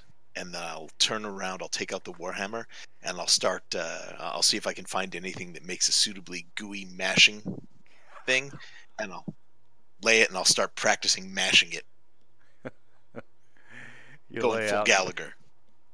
You lay out 2 grapes and acorns, if I can find some acorns.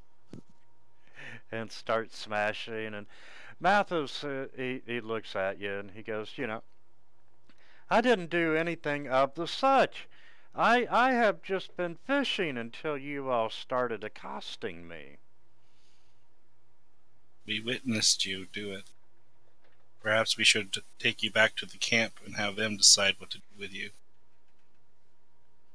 Theron's going to raise a tentacle out of the water, point towards him, and then point towards the other boats that are out in the water. Yeah, you've got the one on the couple on the shoreline, and then you got the one floating upside down, and Okay, it was just one. There's just the one out there. just the one out there. The rest of them were on the shoreline. Okay, never mind. And does anyone want to try an insight check, like Mathis? Sure. Is he telling the truth?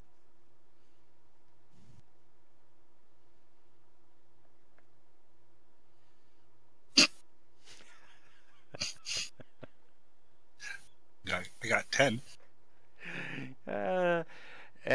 You know, you seem to think that you can, as he's starting to understand that you all are telling the truth, that you did watch him throw over the burlap sack containing Arabelle into the water. He's this look of horror appears in his eyes and on his face, and you really think that he doesn't have any recollection of it.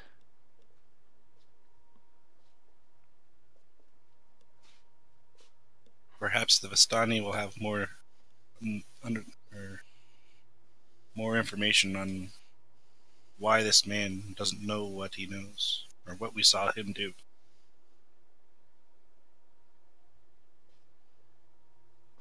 And you know, Arabelle is like, take us back to the camp. Let my daddy deal with him. Well, your daddy doesn't seem to show the best judgment. Not sure that I trust him, although I do like his throne. Any idea why he keeps that locked inside the wagon as opposed to sitting on it? Looks right comfortable and very shiny. I don't. I know the throne that you're talking about. I don't know the history of it, but I do know that it is one of our more valuable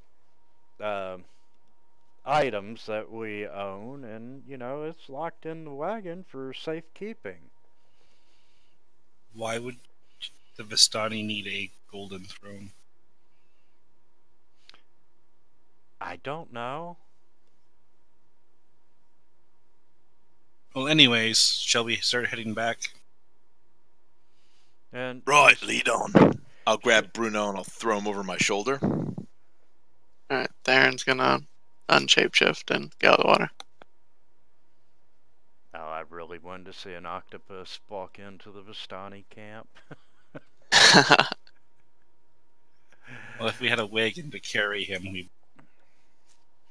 And, you know, on the way, Annabelle's walking, and, you know, she's happy to be alive, and, you know, she's urging you all to hurry up, and, you know, she's kind of leading the way back to the camp, and, you know, she mentions that, she's sure that her father will give you a reward for, you know, for rescuing her. And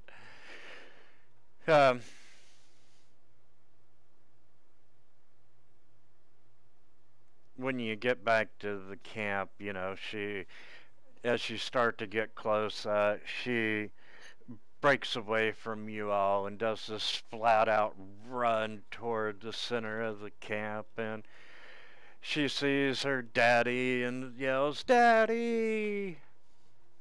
And naturally, He burps. Lubish is very excited to see his daughter, and you know, he is asking her what happened as you're all walking up, and she's relaying the story, and sees you all carrying Bluto, and I'll he, toss Bluto at Luvash's feet and say, "Right, this is the guy that took your daughter, but I don't know that he knows what he was doing, or he's a very good actor." well, we'll soon find out. And he kind of kicks Bluto in the head, and Bluto's body goes limp and unconscious. Oh, that was very effective. You're a right good leader, aren't you?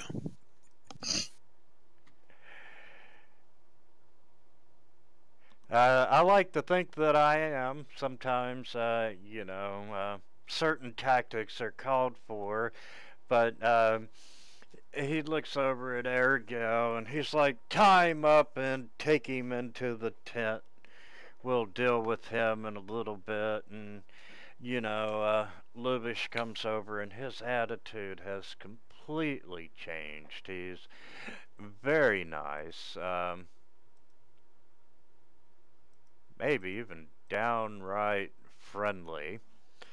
And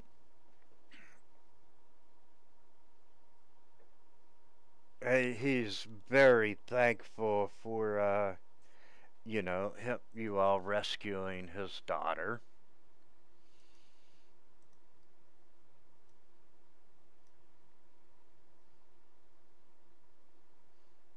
Well, be sure to treat Pluto respectfully. He does not know what he did.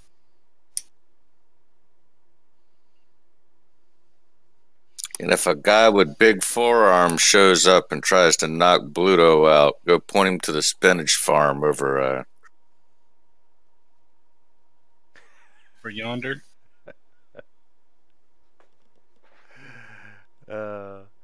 Over yonder. And he's like, I really appreciate you all rescuing my daughter, and let me repay the favor with experience And money. And information. And whiskey. Money's not really too useful in this place, but I'll take experience. That's all right. I don't have any money anyway. I used it all to spring the cobbler.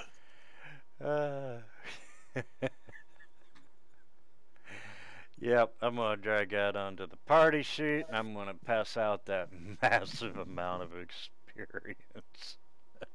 All 30 experience apiece, maybe. It ain't that much. Have 2 experience points. Right, we should kill everyone here for the experience.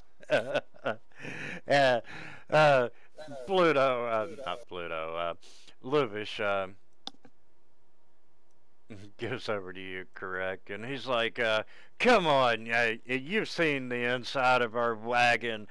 As a reward, I'll let you take something from the wagon. Take the throne so y'all have something to carry me around. Very tempting. All right, so I'll wait for him to unlock it. I'll go inside and I'll start looking around. Here would be out of character. Here would be my better question, guys. Who would be sitting on that throne? Oh, that definitely seems like a Strahd throne. It doesn't really fit this camp. Just wondering.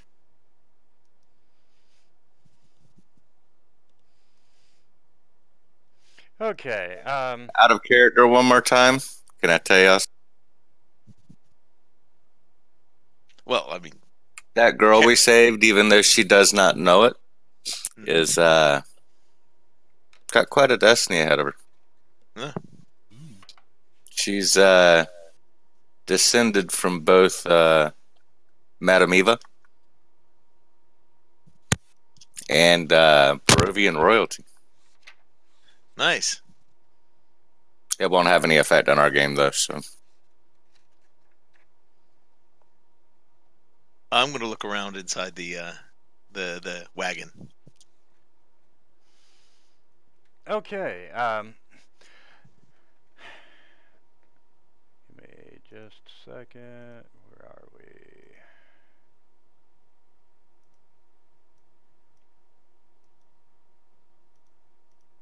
Mathis is going to go up to him and ask him, any chance you got a spare longbow?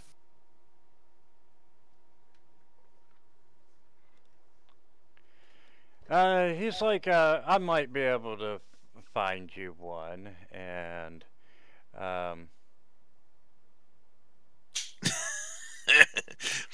If the wagons are rocking, don't come a knocking.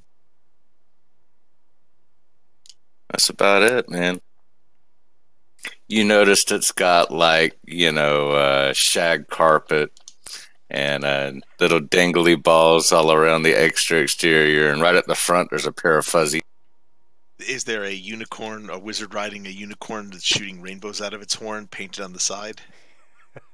Why the hell not? And it's also got like a domed see-through window at the back right and left of the sides of the wagon. It is a party Vardos. And you notice that the spokes on the wheels are excessively short, while the outside wooden of the wheel is excessively. So it looks like it's got small rims. And somebody painted a white stripe right in the middle of the outside wooden pieces.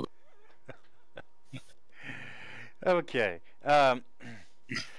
Looking around inside the wagon, he's in a very good mood, very happy to have the return of his daughter. So he's giving you a little leeway looking around, and you open up a small wooden box first, and you can see 12 potions that are in the stoppered gourds.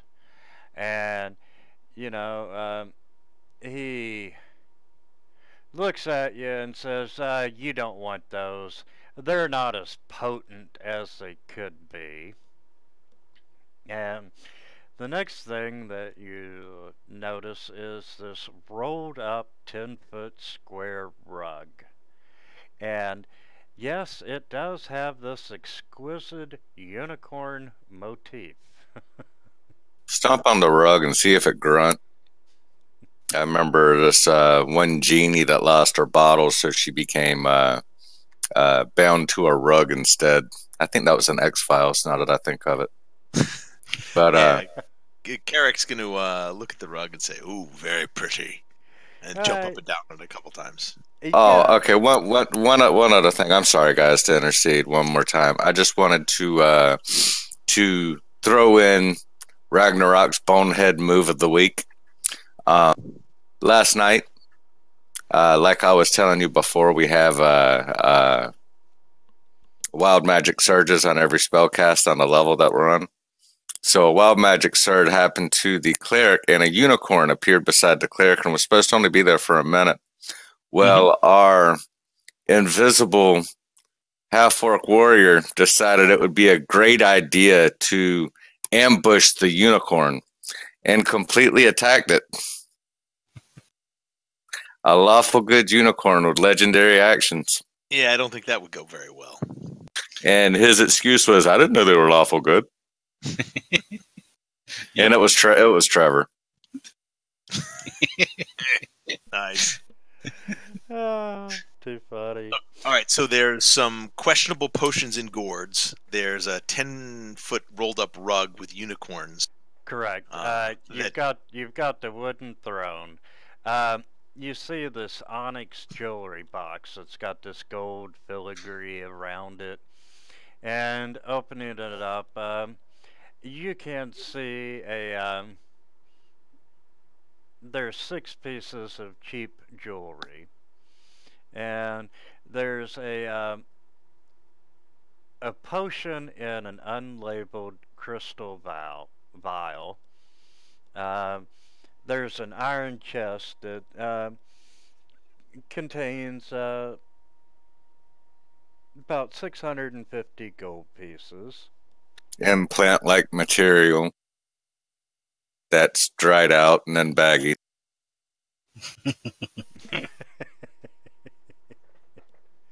And there's a wooden chest that contains a lot of electrum pieces. And you can see that each coin is stamped with this profile visage of someone. And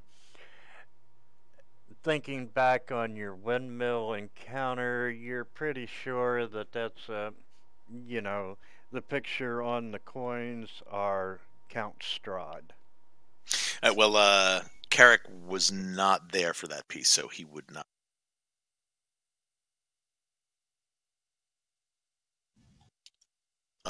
But he calls out.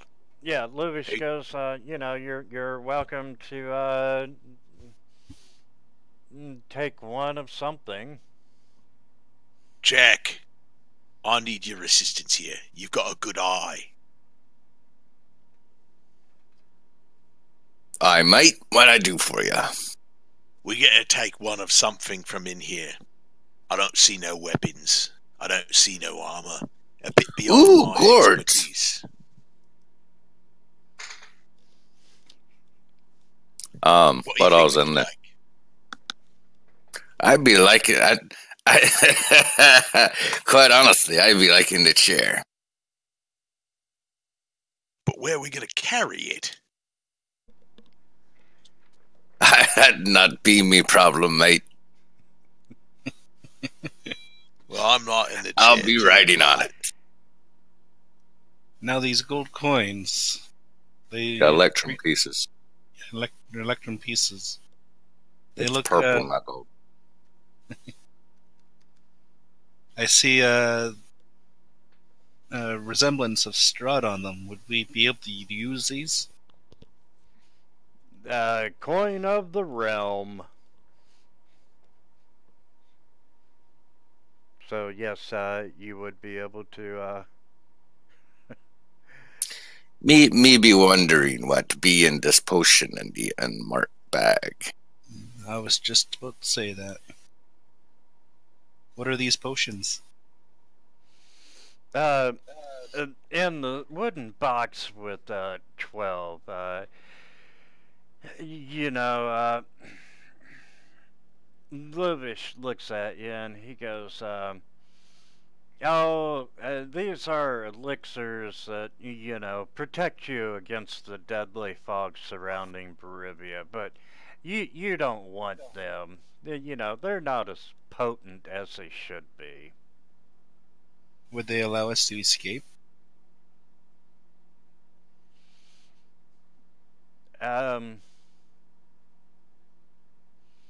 Yeah, I doubt that. You know, they're not as potent as what they should be. Can I see if he's lying? Yeah, do an insight.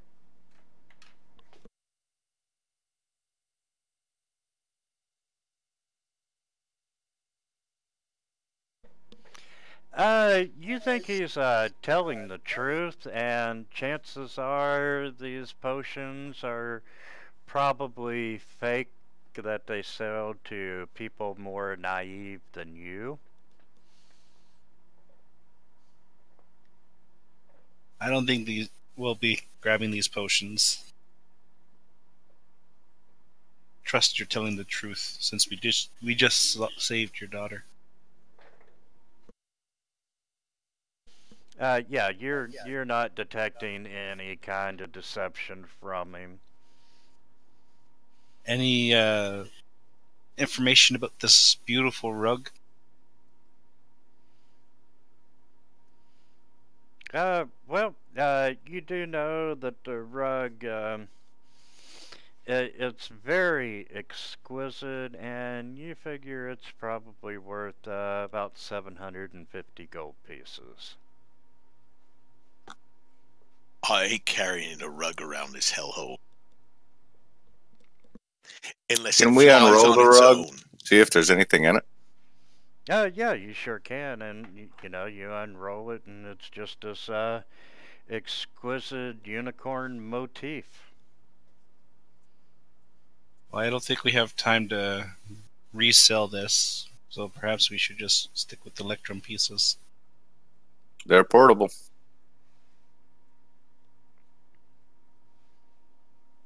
Fine. Unimaginative, but fine. But I look at Luvash. We are taking a lot more than one of these coins. Oh, you saved my daughter, and you know, I'll let you have them all. Very good, I guess. You sure you don't have any weapons or armor anywhere? None that are in use, but you know, he motions down one of the Vistani in camp, because you know, right now you've got the entire camp surrounding you, and he whispers something in his ear, and one of the Vistani runs off to one of the wagons in the back, and he comes back carrying a longbow. That would be Well, I amazing. think we may be in need of one of these. What do you guys think? I'll take the longbow.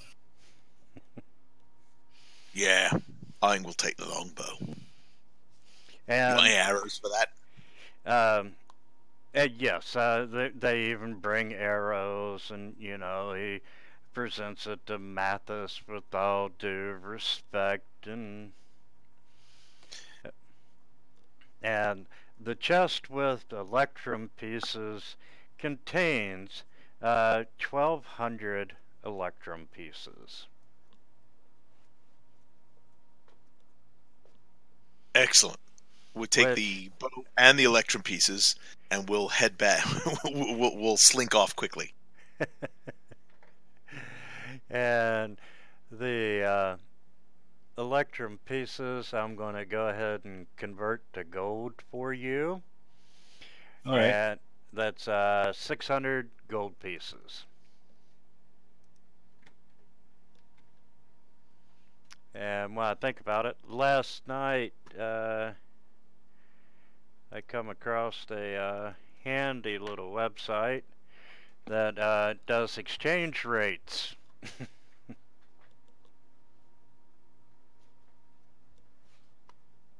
Yeah, that's nice to have. And no kidding. And the exchange rates are the same in Pathfinder, so oh yeah.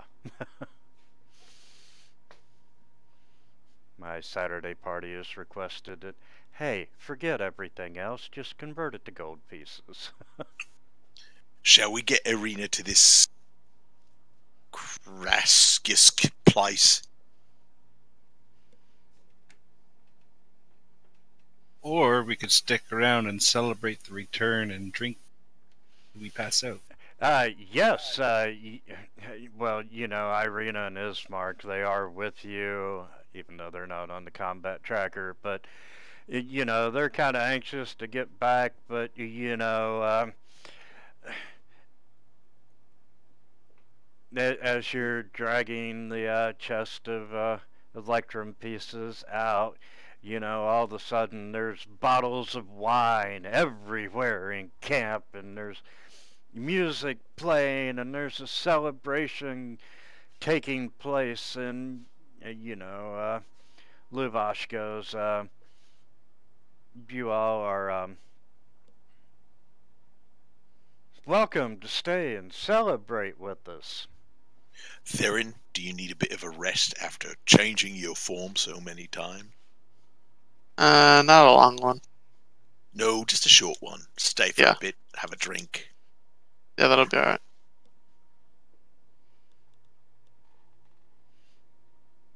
And I look at Jack, I look at Ulrich, I look at Mathis, I shrug. Mathis will grab a cup and drink before a little bow practice. Make sure you add the bow to your inventory. Will do. Along with a group of arrows. And the party and the dancing has begun. And currently they're treating you all like a group of heroes. Which we are.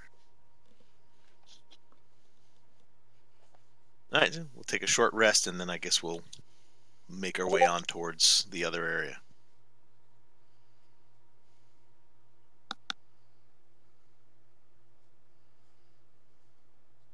Exactly. Okay, and you're rewarded with 1200 EP and 10 XP. Alright, one short rest coming at you. And, gentlemen, this would be a good time to take a short rest in real life. All right. I'd see you in 10. Alright, sounds good.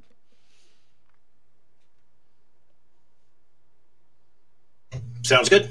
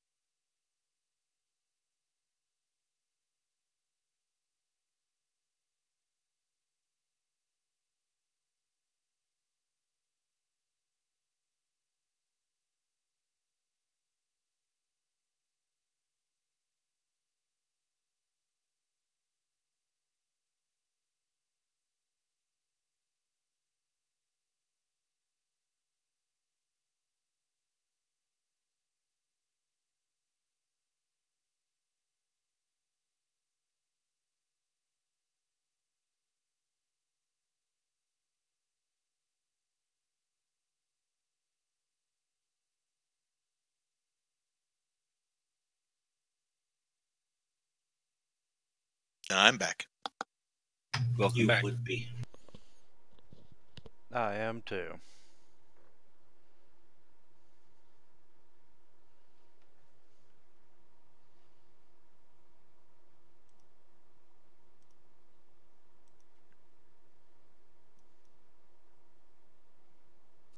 We're here.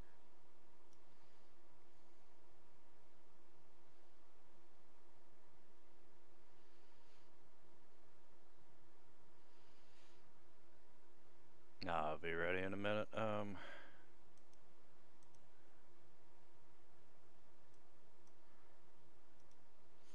Finding the next story entries.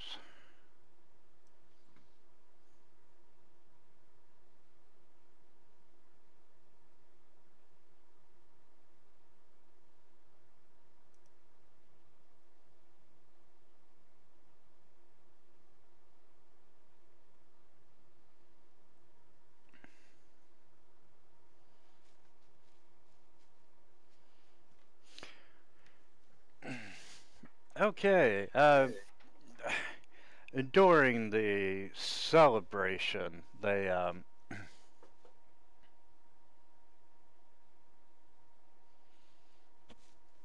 you know, they ask where you're headed and so forth.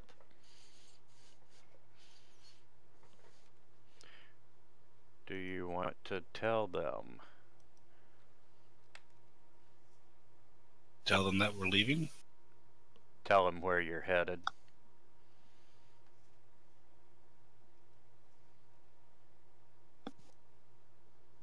I don't see the need. Yeah, there's some place over there. Starts with a K or a J or a P. It's going to keep the last safe. Well, maybe we should. Therefore, well, might have an easier route to take. Yeah, oh, starts with a K or a J. You must mean Kryzik, and Kryzik, the big K. And, Right, that's the place. you know, they offer to, loan you some horses to help speed up your journey. And they ask that, you know, on the outskirts of town, you release the horses and they will arrive on their own. They'll come back on their own. That sounds right handy, homie. I think it sounds like a good idea. It'll certainly get us there faster, and Ulrich can take a leg off his leg. Take a weight off his leg. Both of them, even. Jackboot looks at the horse kind of furtively and just says, "Okay, somebody hook up a carriage to it." No worries. When Carrot gets on the horse, he'll grab Jackboot and throw him over the horse like saddlebags. Oh, Jackboot doesn't ride. Hold on, let me think. Trying to think of a word real quick, and I'm extremely exhausted.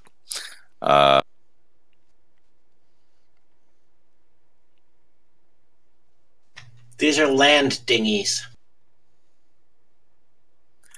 The only land dinghies old Jackboot be knowing as the 4 other people I be traveling with.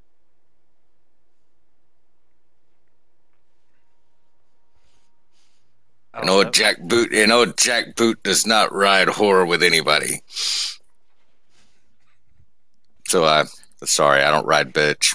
I hop off the back of the horse.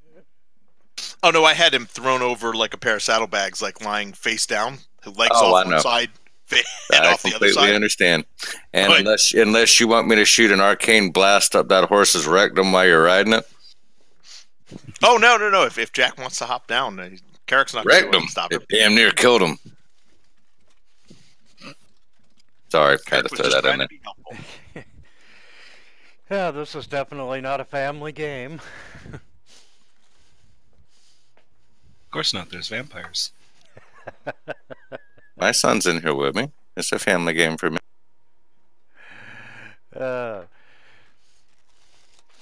Okay, so Jackboot is going to walk. Everyone else is going to ride. Yep. No, I'll just ask them if we can take a carriage too. And then I can sit shotgun while somebody drives the carriage.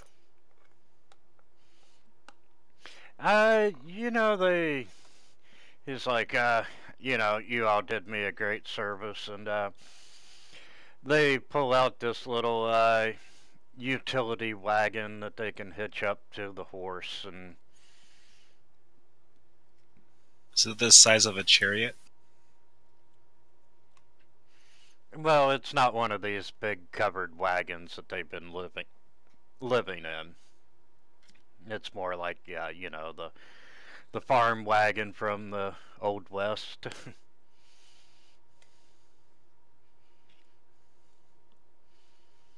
Very well. I guess I'll steer it.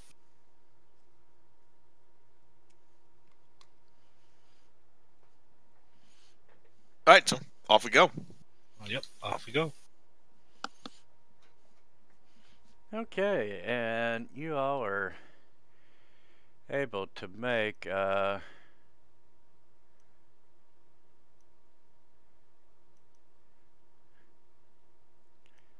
pretty good time, and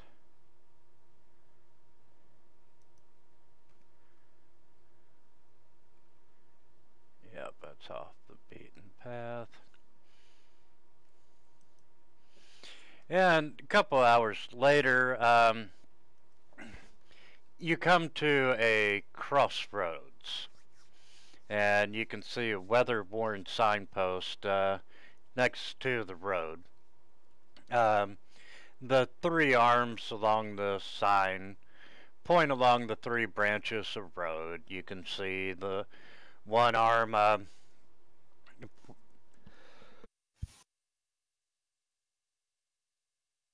sorry, I got choked on my cracker. You can see one arm pointing north that reads Kreisig, and through the woods you can see this arching stone bridge spanning a river to the north. And the arm pointing east reads Valaki, and the one that's pointing southwest reads the Wizards of Wine.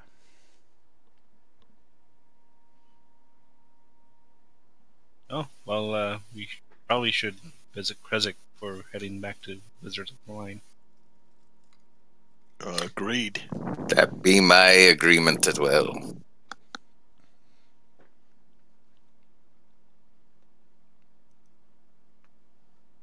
Shall we go? All right.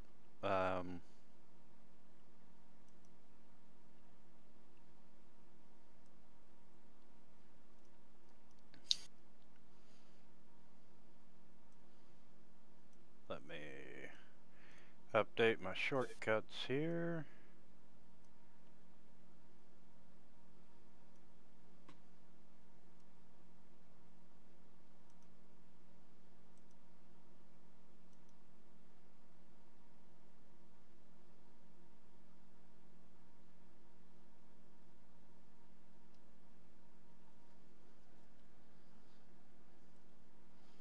And I got a new map coming at you.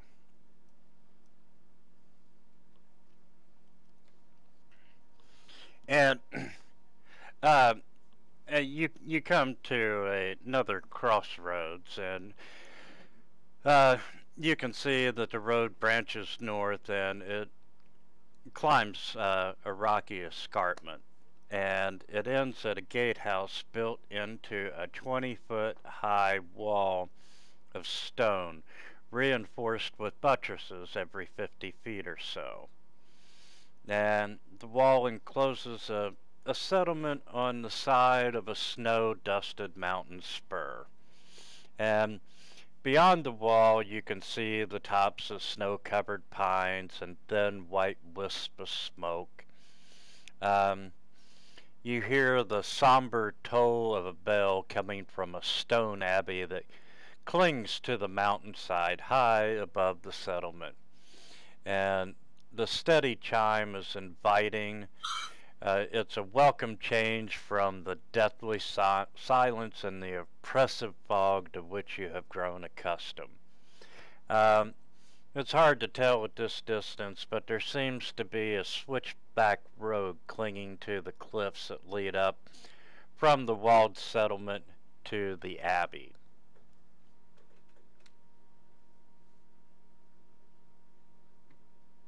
I have to say, we made some good time, especially since this is the first time I used to court a horse and cart. But, however, it is, the sun has started to set. You know, you push the horses kind of hard, and, you know, it's roughly 6 in the evening now. Shall we depart? Let the horses go? You let the horses go? That's what we're supposed to do. Well, I know that's what we're supposed to do. I suppose. I don't think we're going to need them here, but it did make getting around a little bit faster. But I guess the minute we let them go, they're going to run back, so might as well do it. Besides, never quite sure what to do. I don't want to anger them, Vistani. He may have been drunk, but he looked pretty sturdy. Oh, we could have kicked his arse.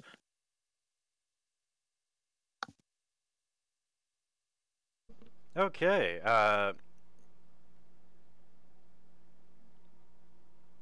Mathis gets off the horse.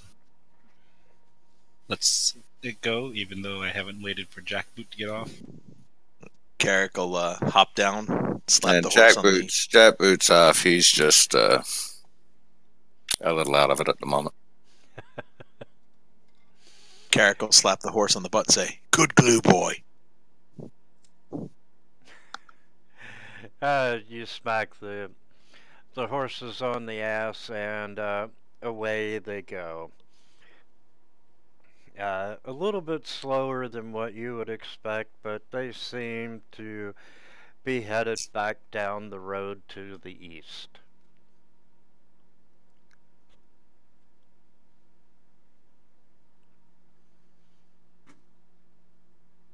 Well, that was a pleasant trip. Shall we see if we can find a place to rest? Perhaps Well, the where Abbey? are we putting the last for the evening? Do we go up to the Abbey, or do we just find an inn? Probably go to the Abbey first. I say we go in and maybe check in with the inn, maybe the burgomaster of the town. Right, Jack. Sounds like a good plan. Lead the way. Why do I need to be leading the way? You bigger than Well, I because am. I can't follow you if you ain't leading the way. Yes, but if something comes my way and wants to hit me, then I need someone bigger than I am. Well, then you just drop down and roll behind me, and I'll protect you. Do I look like one of them bloomin' thieves? Do you want the honest answer? Honesty? Right, no, you definitely do not look at all or even slightly a bit shady at all, ever. Very good. You're damn right. And Carrick will look at Ulrich, shrug, and start marching down the street, saying, "Inn, where's the nearest inn?" And on which case Jack says, "So lovers, when are you two going to be starting sharing a room?"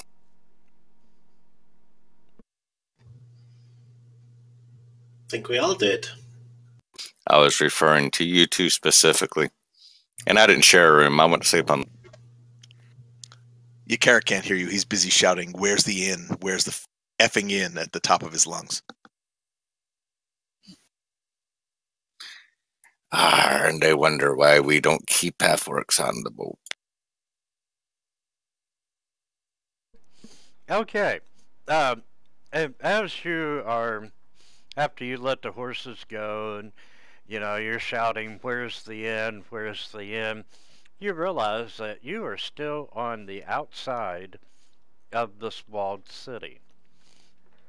And um, as you approach the gatehouse, the air grows colder.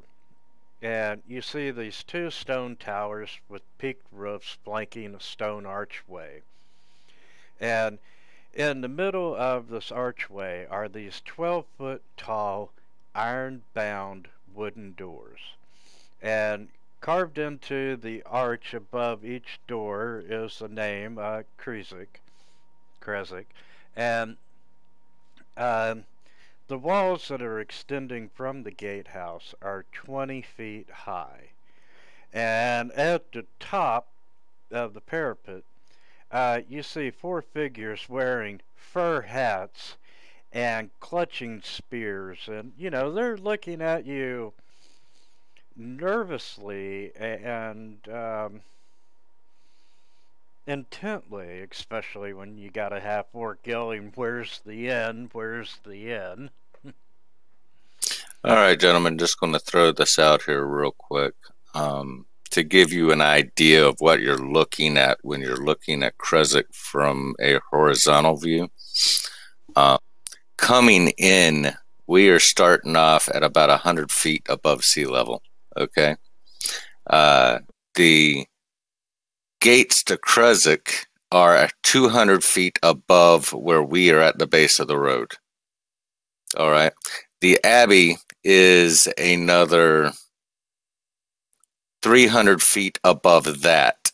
And then you've got walls around the whole thing. So this is an assailable nightmare for an army fighting uphill the whole way. You'd still have to scale the walls, and they could still fall back into the Abbey, which is still another 300-400 feet higher than where you were before. So it's a constant escarpment going up this whole town. So just trying to give you a depth of view of what we're looking. And if you're wondering where I'm getting my numbers from, if you look above the Abbey, you'll see the lines with a elevation 100 marks. side. Exactly. Yeah, Carrick's gonna wave to the guy. Excuse me. Yeah, looking. You're really quiet. You have your mic on your head? There we go. Better? Yeah. Yep. Yeah. So Carrick's going to wave at the figures on top and say, "Excuse me, we are looking for the inn."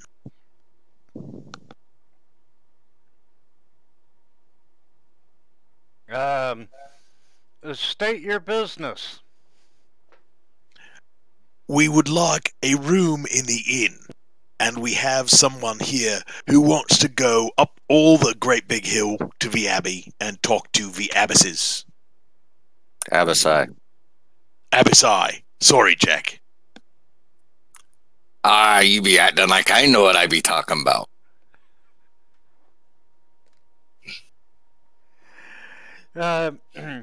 One of the guards yells down and says, "Wait right here. We'll fetch someone." And you see one of the guards disappear, and the other three are just looking down at this motley group of adventurers. And I'm very well presentable. Perhaps they went to fetch more horses. And let's see, do I have a picture of him?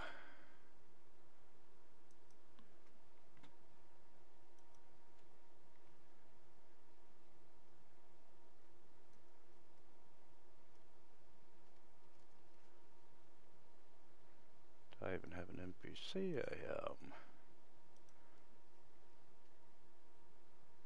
Who's that?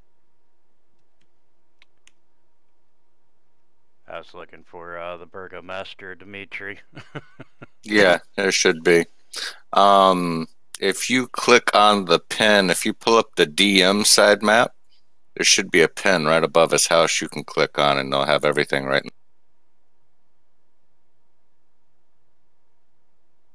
I use the red pins like flipping nuts when I'm DMing.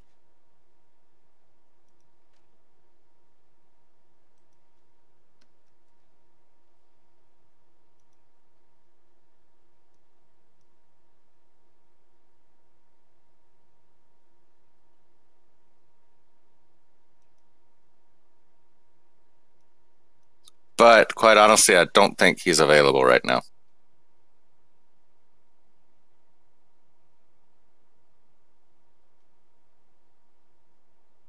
Sundown? No. No.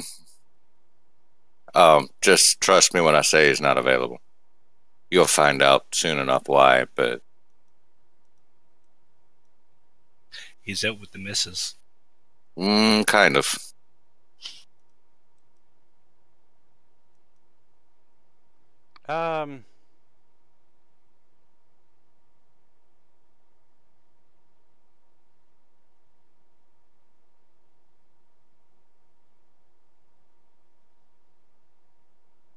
Yeah, actually, he is available right now. Oh, okay. Well, I mean, it's your game. You can make it available if you want to. I mean, according to the gatehouse.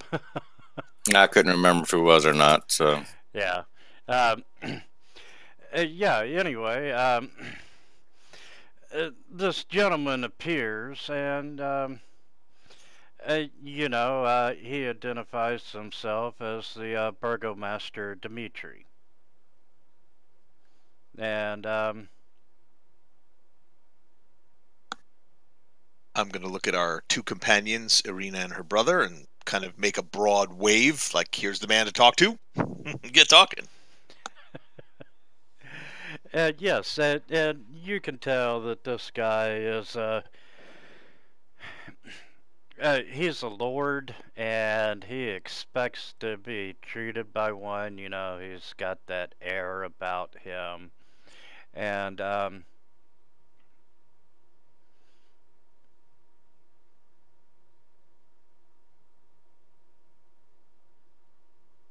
you know, he yells down asking what your business is. No, let's rephrase that. He actually comes out the door. He's got a couple of guards surrounding with him. And, you know, he's asking what the business is. And Ismark is talking about, you know, they're seeking shelter for the night and wish to talk to the, what'd you call them, abbesses? The abbot. The abbess is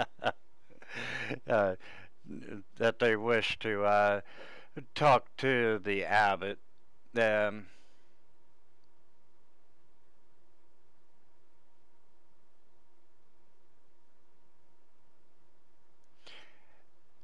And you know, he asked what your business, or ask, you know, what business you have with the abbot and so forth. And you know, they're as Mark says, you know, they're trying to get his stepsister Irina to someplace safe that she has caught the attention of Strahd. And yeah, he looks a little disconcerted over that, and you know,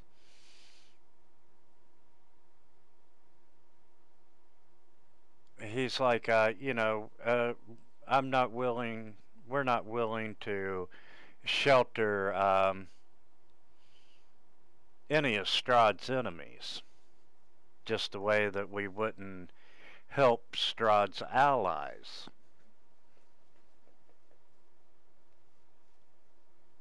So this is neutral ground? Yeah, fairly much. You know, they're, Dimitri has seen adventurers before, and he knows that they are, they're either Strahd's allies or they are his enemies, and you know, he doesn't want to help Strahd, but he also doesn't want to incur Strahd's wrath without good reason. And he's like, you know, I'm going to have to turn down your request for sanctuary. But we were sent by the priest of Alaki. It doesn't matter who sent you. This is my town, my decision.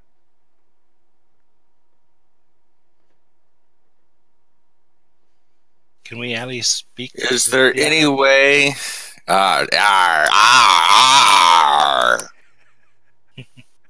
Be there any way that we may be able to convince you to allow us in, eh? He thinks a minute and he's like, well, you know, there may be some way that, you know, you could earn my favor to where we would shelter you for a couple of nights. And you see, Does it involve a generous cash payment? He probably wants some wine, damn it. He says that, you know, his people have been without wine for days, and that the next shipment is long overdue. Well, we tell you what, if you take in the lad and the lass here, we'll go down to the Wizards of Wine and get you your wine. Does that sound like a deal? He's thinking about it, and he's like, well, if you, yeah, I'll do that as long as you promise to bring back a wagon load of wine. And should you return without the wine, I'm going to throw these two out the gate, and no one will ever get in. Well, that sounds very reasonable. Needs be, I know where we can get a wagon full of wine. I turn around, I wink at the crew. And, you know, he wants the Wizards of the Wine. Nothing else will do. None of that god-awful Vistani wine. No, no, no. Perhaps Geomancers of the Grape?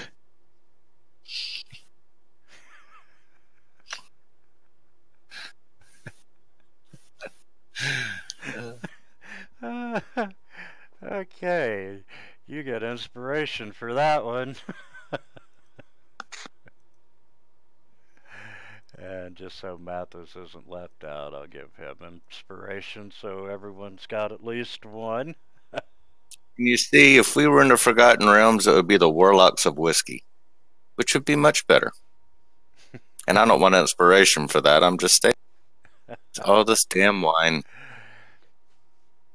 Right, should we rest for the night? Outside the gates? No, no, inside the gates. And then We don't get inside the gate. Yeah, he is just willing to shelter Irina and Ismark for the night for 24 hours while you secure a wagon load of Wizards of the Wine. Well, see, I guess we shouldn't have let those horses go quite that quickly. I suppose we should get hiking. I would have to agree, or at least rest as soon as we get out of eyesight.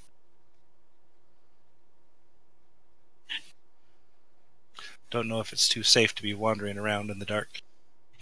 Is it dark already? I thought we left directly to go to Vistani. We have done a lot of walking around today. I'll be quite honest. I think it could be almost as dangerous walking around at night in this land as it be during the day.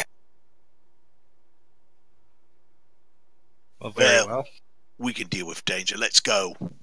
The longer If worse comes to worse, we just show them the half-orc's face and they be going a running. Absolutely right. Wait. I don't think that means what I thought it meant. That wasn't very nice. I'm a right handsome lad. Yes, you may have been when you had two tusks. gives a one-tooth broad grin and wiggles his eyebrows. Have you ever thought about melting down some of your gold and getting your tusk back? No. Is there a problem with it? Well, you kinda look a little lopsided, like a man with only one ghibli. It keeps me opponents off guard. Right, enough talk. Let's go smash things. Okay.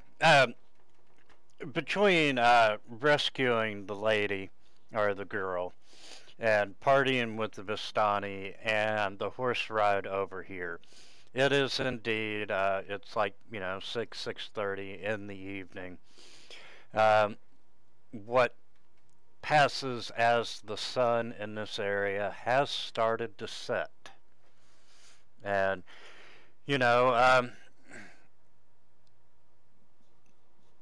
Dimitri, has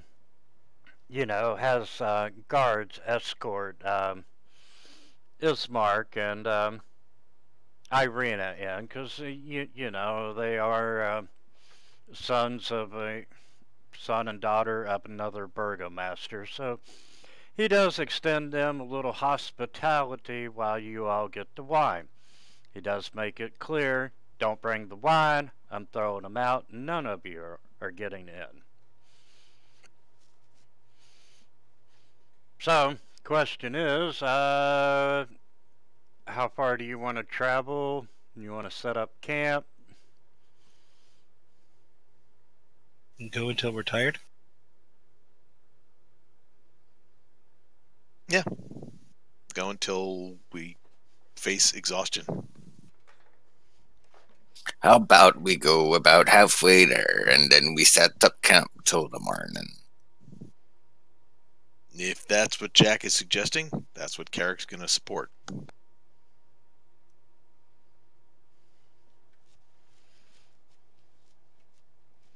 Agreed. Let's go.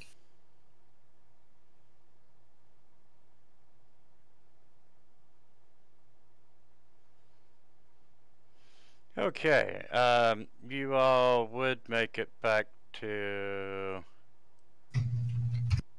the crossroads and start to head south toward the Wizards of the Wine.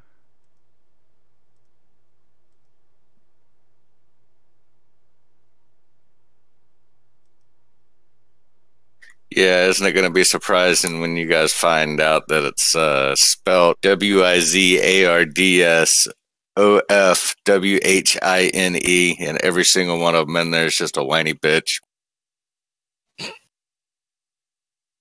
Well, The wise man bad of the news for Arena.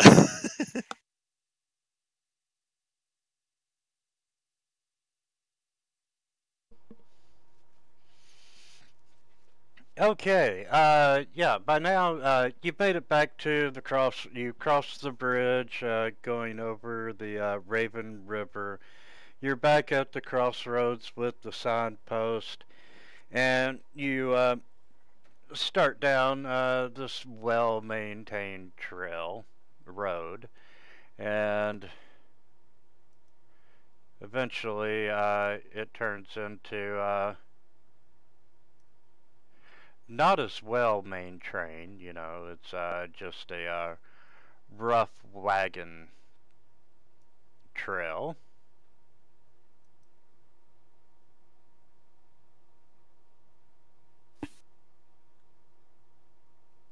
And it's starting to get really dark, and you can hear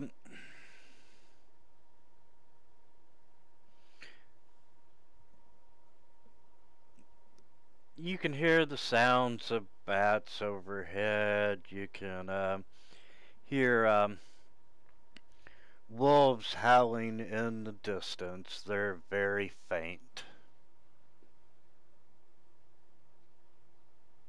Seems like a safe place to rest.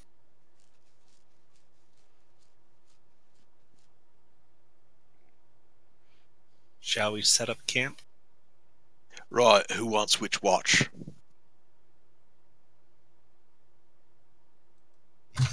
Either have me go to sleep early or have me wake up early. None of this waking up in the middle of the night for a couple hours from me. Well, I'll take first watch. You can get up early. I only need about 4 hours. So I'll take whatever watch 4 hours then. Theron and I will take middle watch.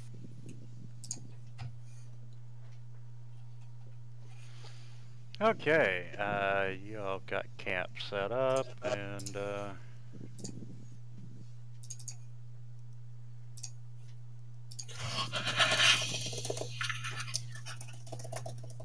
find a map. I don't even want to know what that sound was. Papers, maybe? Hopefully. I think it was me hitting the mic. Boom.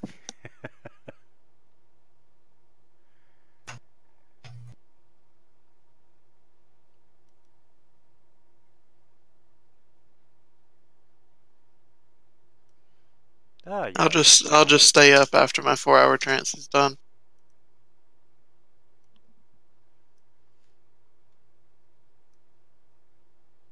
That works. Pull a double shift.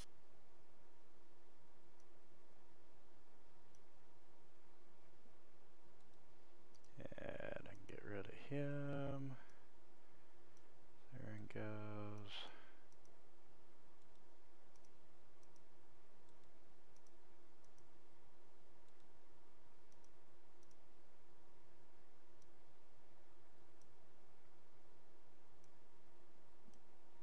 Five players, 5 tokens on the map.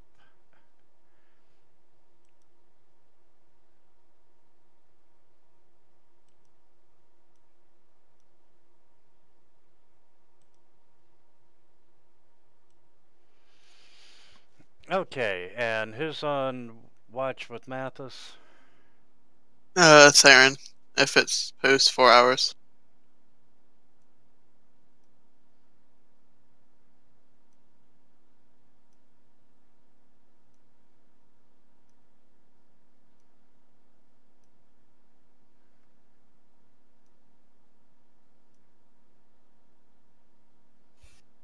Oh, I so missed the advanced combat extension.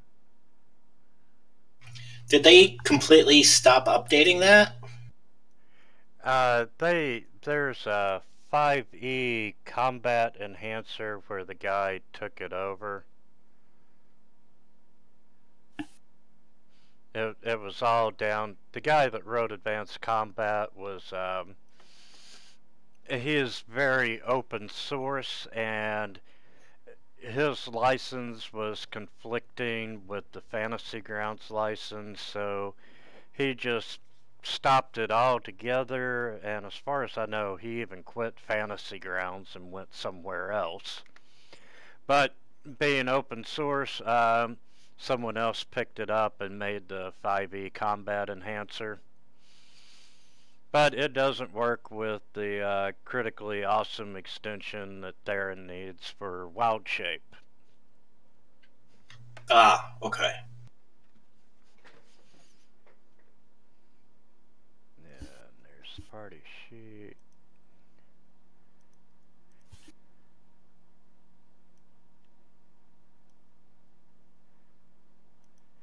Okay, Darren, you and Mathis are, on watch, and you start smelling this ungodly stench of rotting flesh. And you start to hear noise coming from the woods to the east of you, and you can hear something lumbering through the woods, and you can hear the occasional moaning. Mum? And not the good kind of moaning. I think we should wake everyone up. Sounds like Yeah. they're undead. go around and wake everyone up? Yeah, I'll just quickly rustle Ulrich awake. What is it? We have company. I mean, is it dangerous? Yes. Sounds All like right. undead.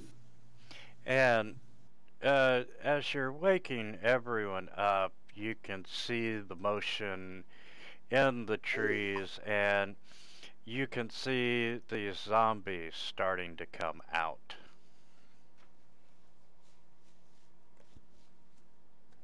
Of the forest, and everyone except Theron needs to make an initiative roll.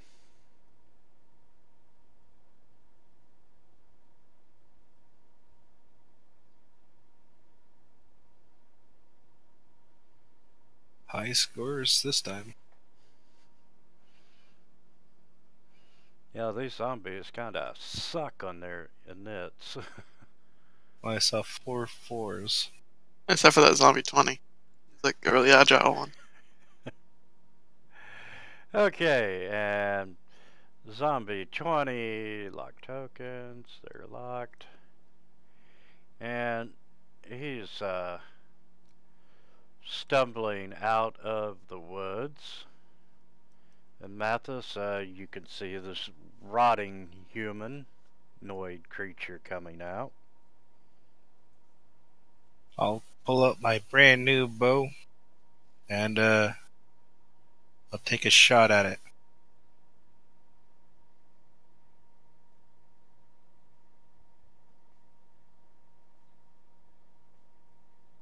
Oops. Oh, that was Flynn. Nice. You're fine, not fine. I just like, what? 2 different colors, okay. And plop. High damage there. And I'll move back behind the fireplace.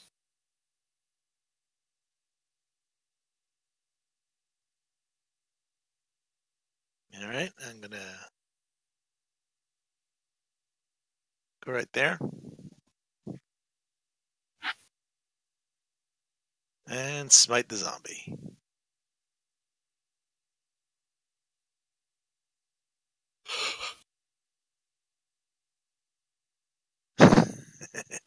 Okay, that's my turn.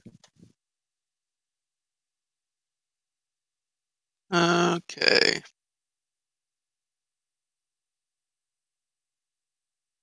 I guess I could use a wild shape. Yeah, which good. Wild shape.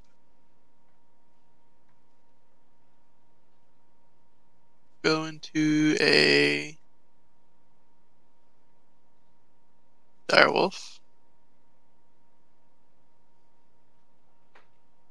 That Then I will extension makes it so nice, don't it? Yeah, it does. And then I will move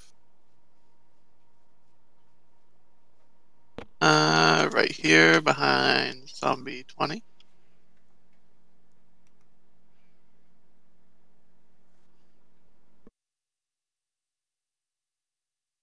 And attack said zombie.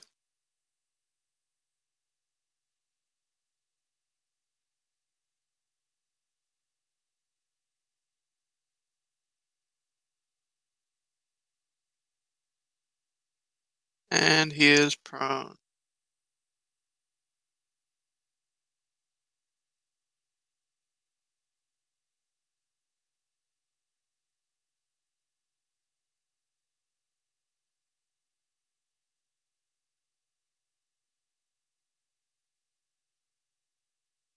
All right, let's see here.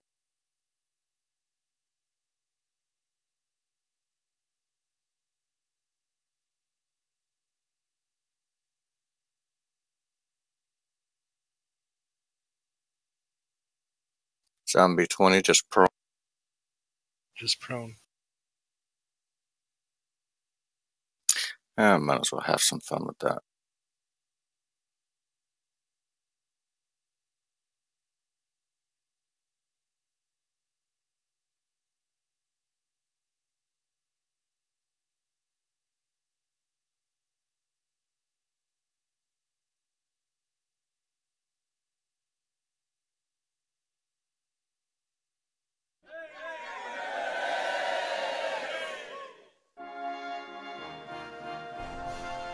Now maybe I'll target it next time.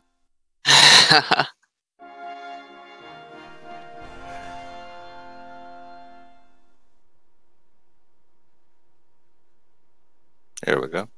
And that should end my turn. Let me double check, make sure. Yep.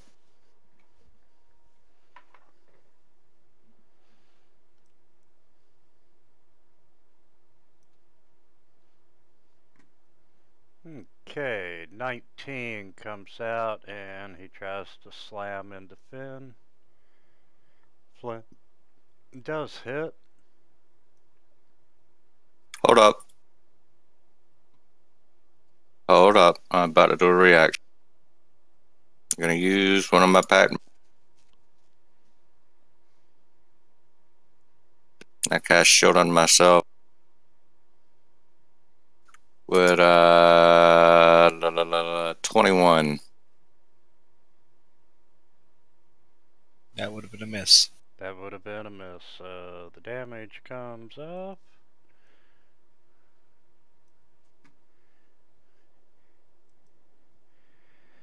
And number 2 is gonna stumble out.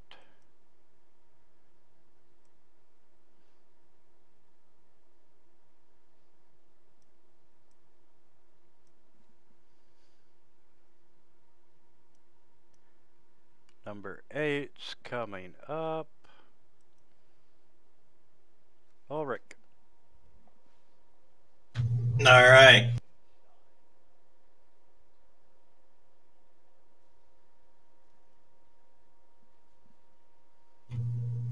I guess I'll just step forward slightly.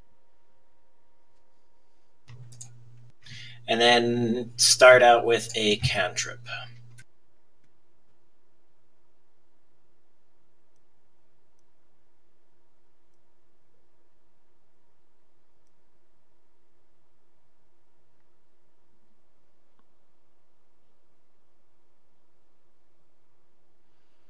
Okay. And these are not in a grid.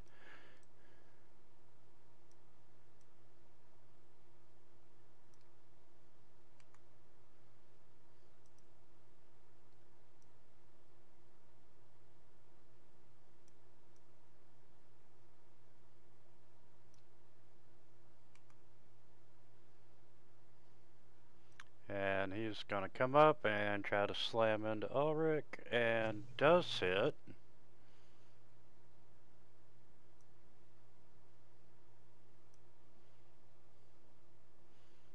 Take a little bit of damage.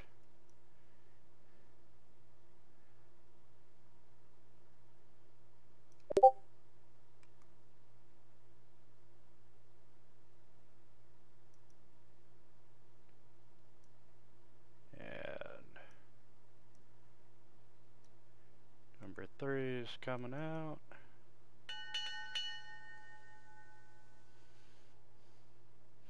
Number 20 is gonna stand up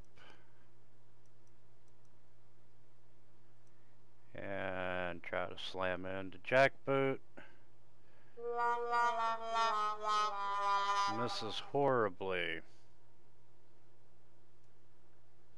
Mathis, you are up, sir. I'll move in for the close shot.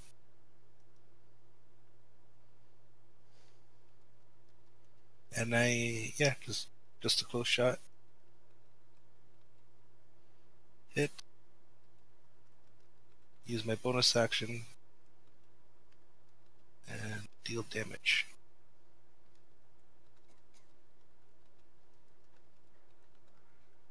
That's it.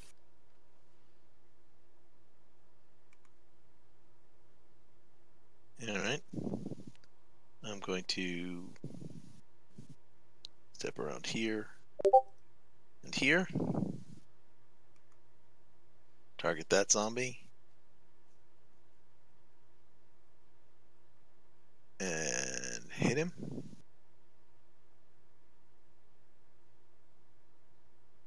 And I am going to Divine Smite him.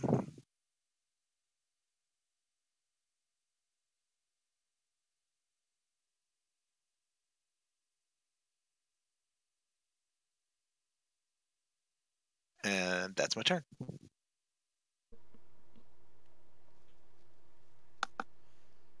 Alrighty.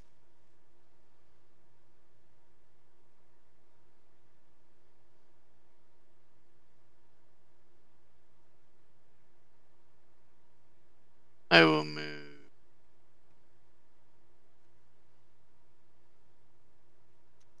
I think right there. Move over a little bit. And I'll attack zombie 19.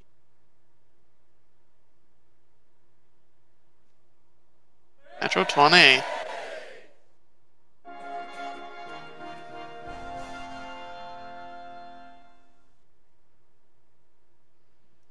Yeah, I think he felt that. Just a little bit.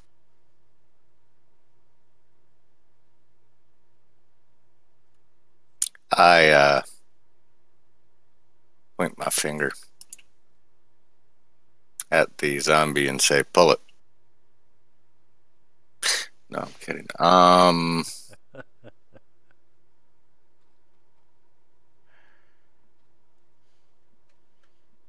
Yeah, that's right. I'll point my finger at him and make the gun, the universal symbol for gun, pointing the index finger out with the thumb up. And then I'm going to drop that.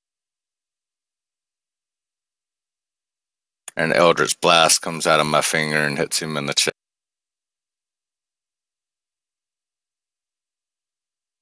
And that's my turn.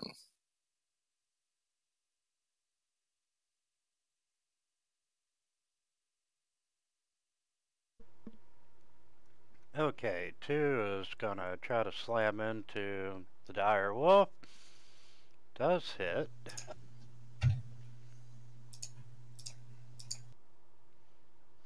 For minimal damage. And 8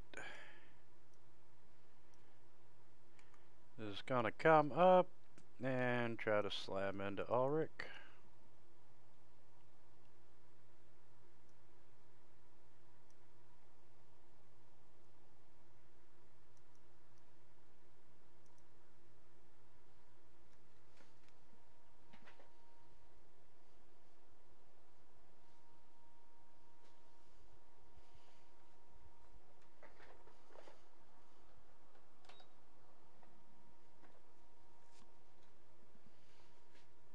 And you're up, Ulrich. Alright. I'm going to go ahead and move up slightly there.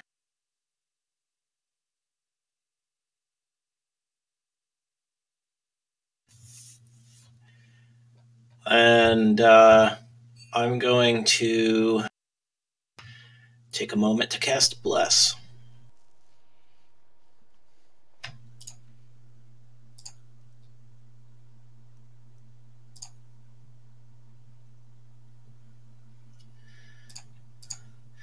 On the 3 of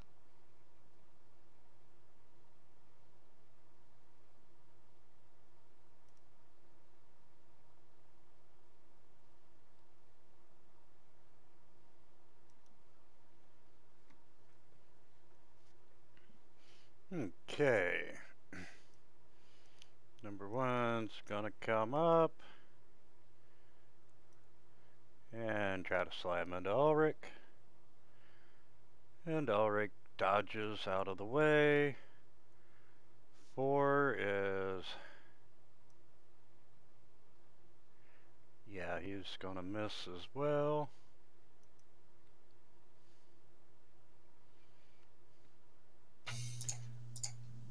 5's going to move in and go after Carrick.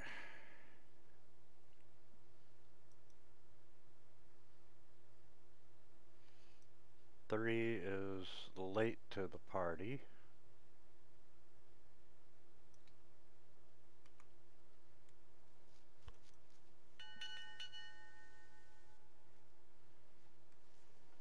Mathis feeling like he can't possibly miss. He'll move in close for a nice sharpshooter shot at zombie 1.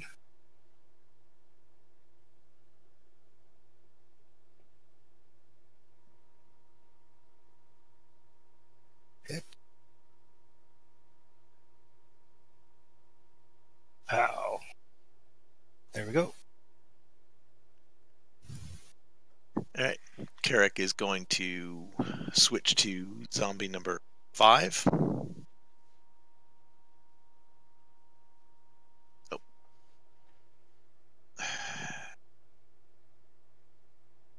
Alright, there we go. And he's going to hit zombie number 5. Wow. He's going to Divine Smite that one too.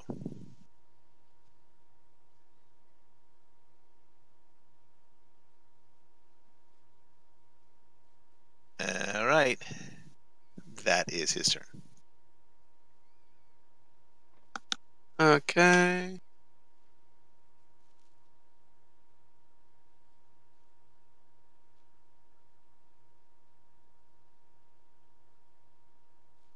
Remove that spider climb from Theron, please.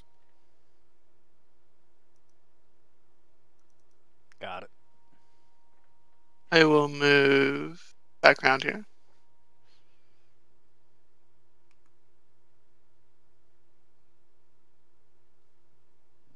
And I will target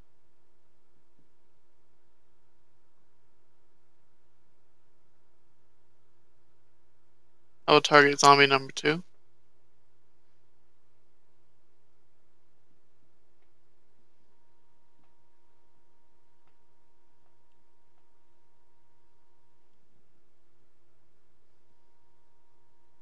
And he is prone.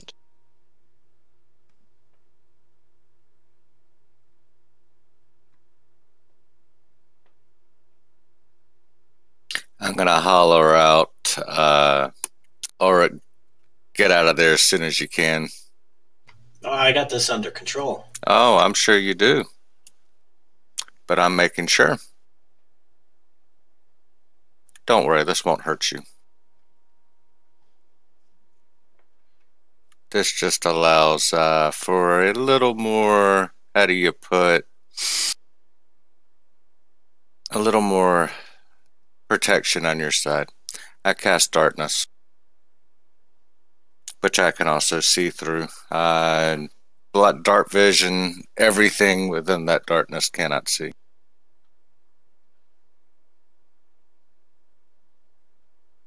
All right. Which, I mean, they're all at disadvantage, or blinded, I guess you could say. I'll go ahead and add that to it.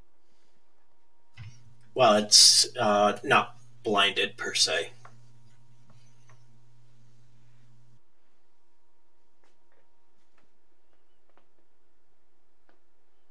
Yeah, but if you add the blinded effect to them, it does mechanically the same thing it needs to do. Except that I wasn't going to sit there and argue the point. I'm just going to say, okay, whatever.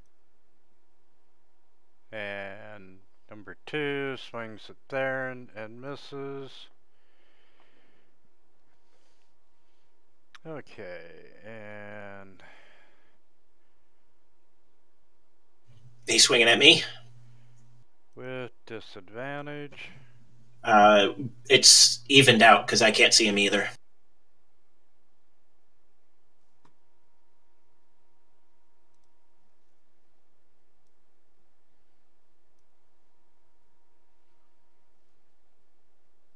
Not that they can hit anyway. That's right. I got my shield up. All right. Ulrich, having fought with a little bit of magic in the past, is going to do what he had planned. He's going to step back 5 feet, and he's going to upcast Thunder Wave, where he anticipated those 4 would have been. So. That's a double attack of opportunity. They can't see me. Oh, yeah, that's right, in a reaction off of it. So going to go ahead with upcast Thunder Wave, and I'm also going to use my Channel Divinity of where I can do max damage. Nice.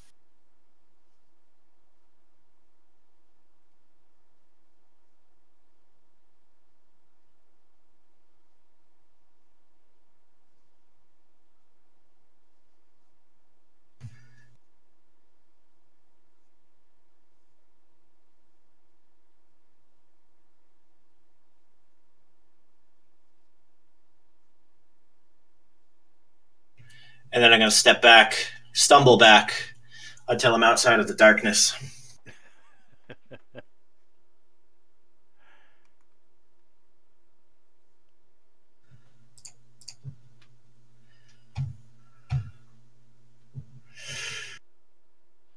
That's it for him. Okay. And Zombie 1 can't see. He's just gonna move around. 4 is coming where he thought you were.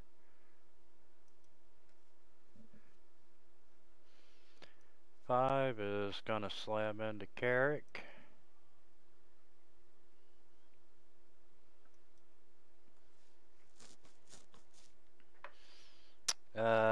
3 is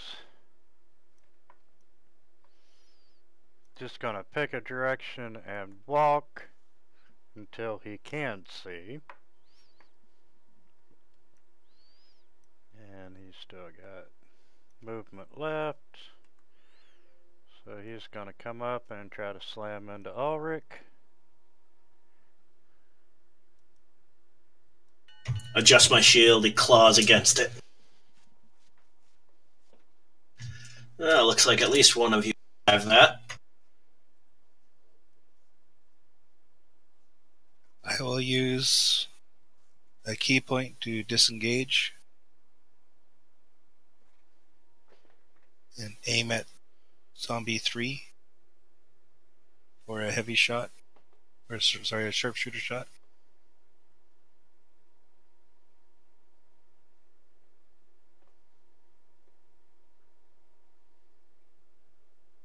There we go.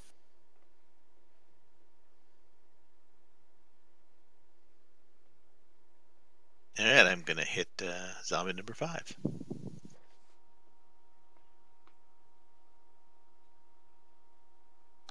And that's my turn. Alright, I'll swing. And actually, the blindness would not have. Let me see. Yes, it would. Yes, it would. So they would have. Would have been what? Nothing. I was answering something to care.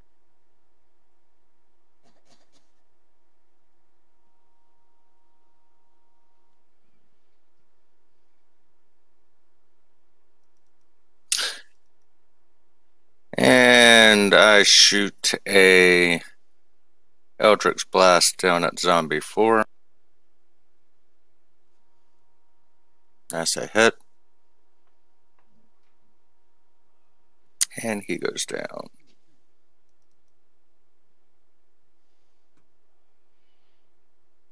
And Zombie 2 still just gonna try after Theron.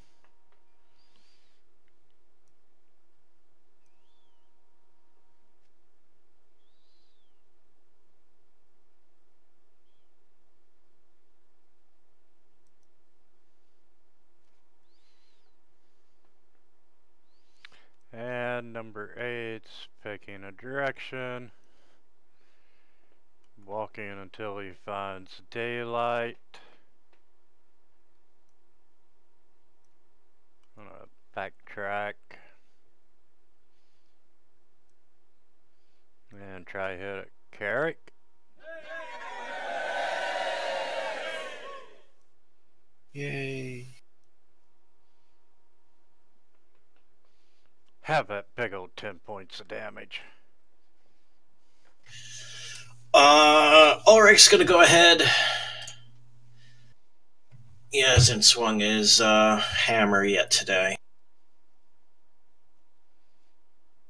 Can't forget your daily exercise. Hit. That's surprising. And you squash them acorns.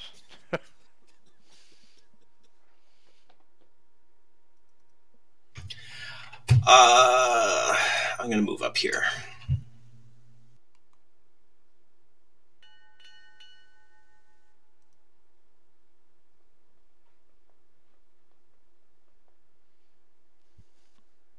Mathis will move in a little bit for another Kensei shot. and do another sharpshooter shot. Give him a bow and he thinks he's Hawkeye. Darn right. But I've been rolling horribly. You know that's going to be your only freebie of this game, right? Alright, so Zombie 2.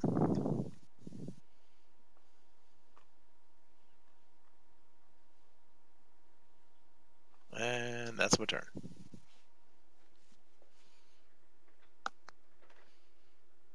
Okay. I'll take a bite out of Zombie 2.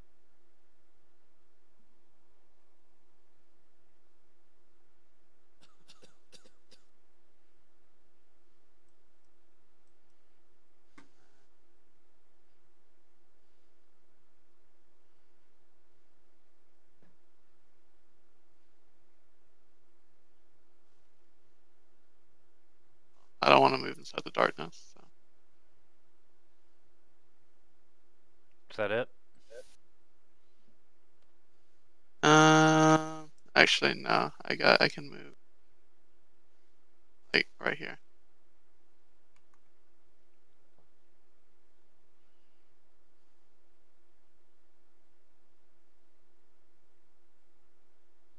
And I dropped my darkness spell.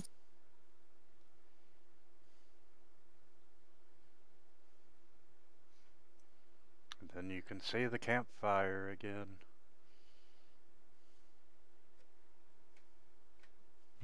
Kind of lift my shield, block the bright light.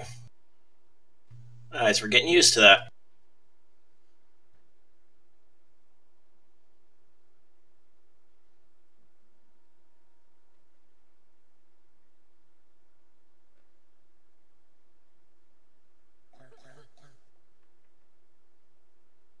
And one more finger point gun action, and he goes down by my own mystical blade.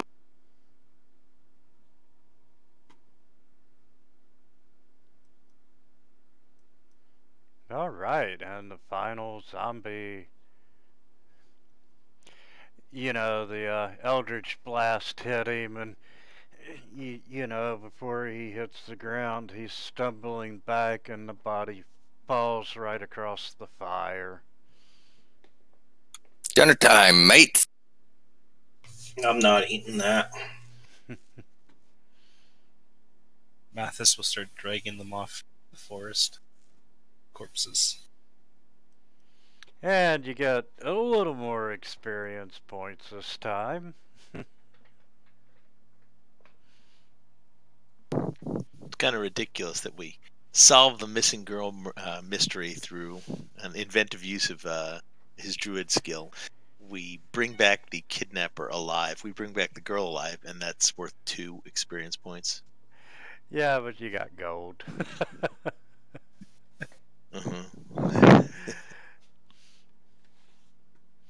Okay, and before I forget it, I'm going to give you all a long rest.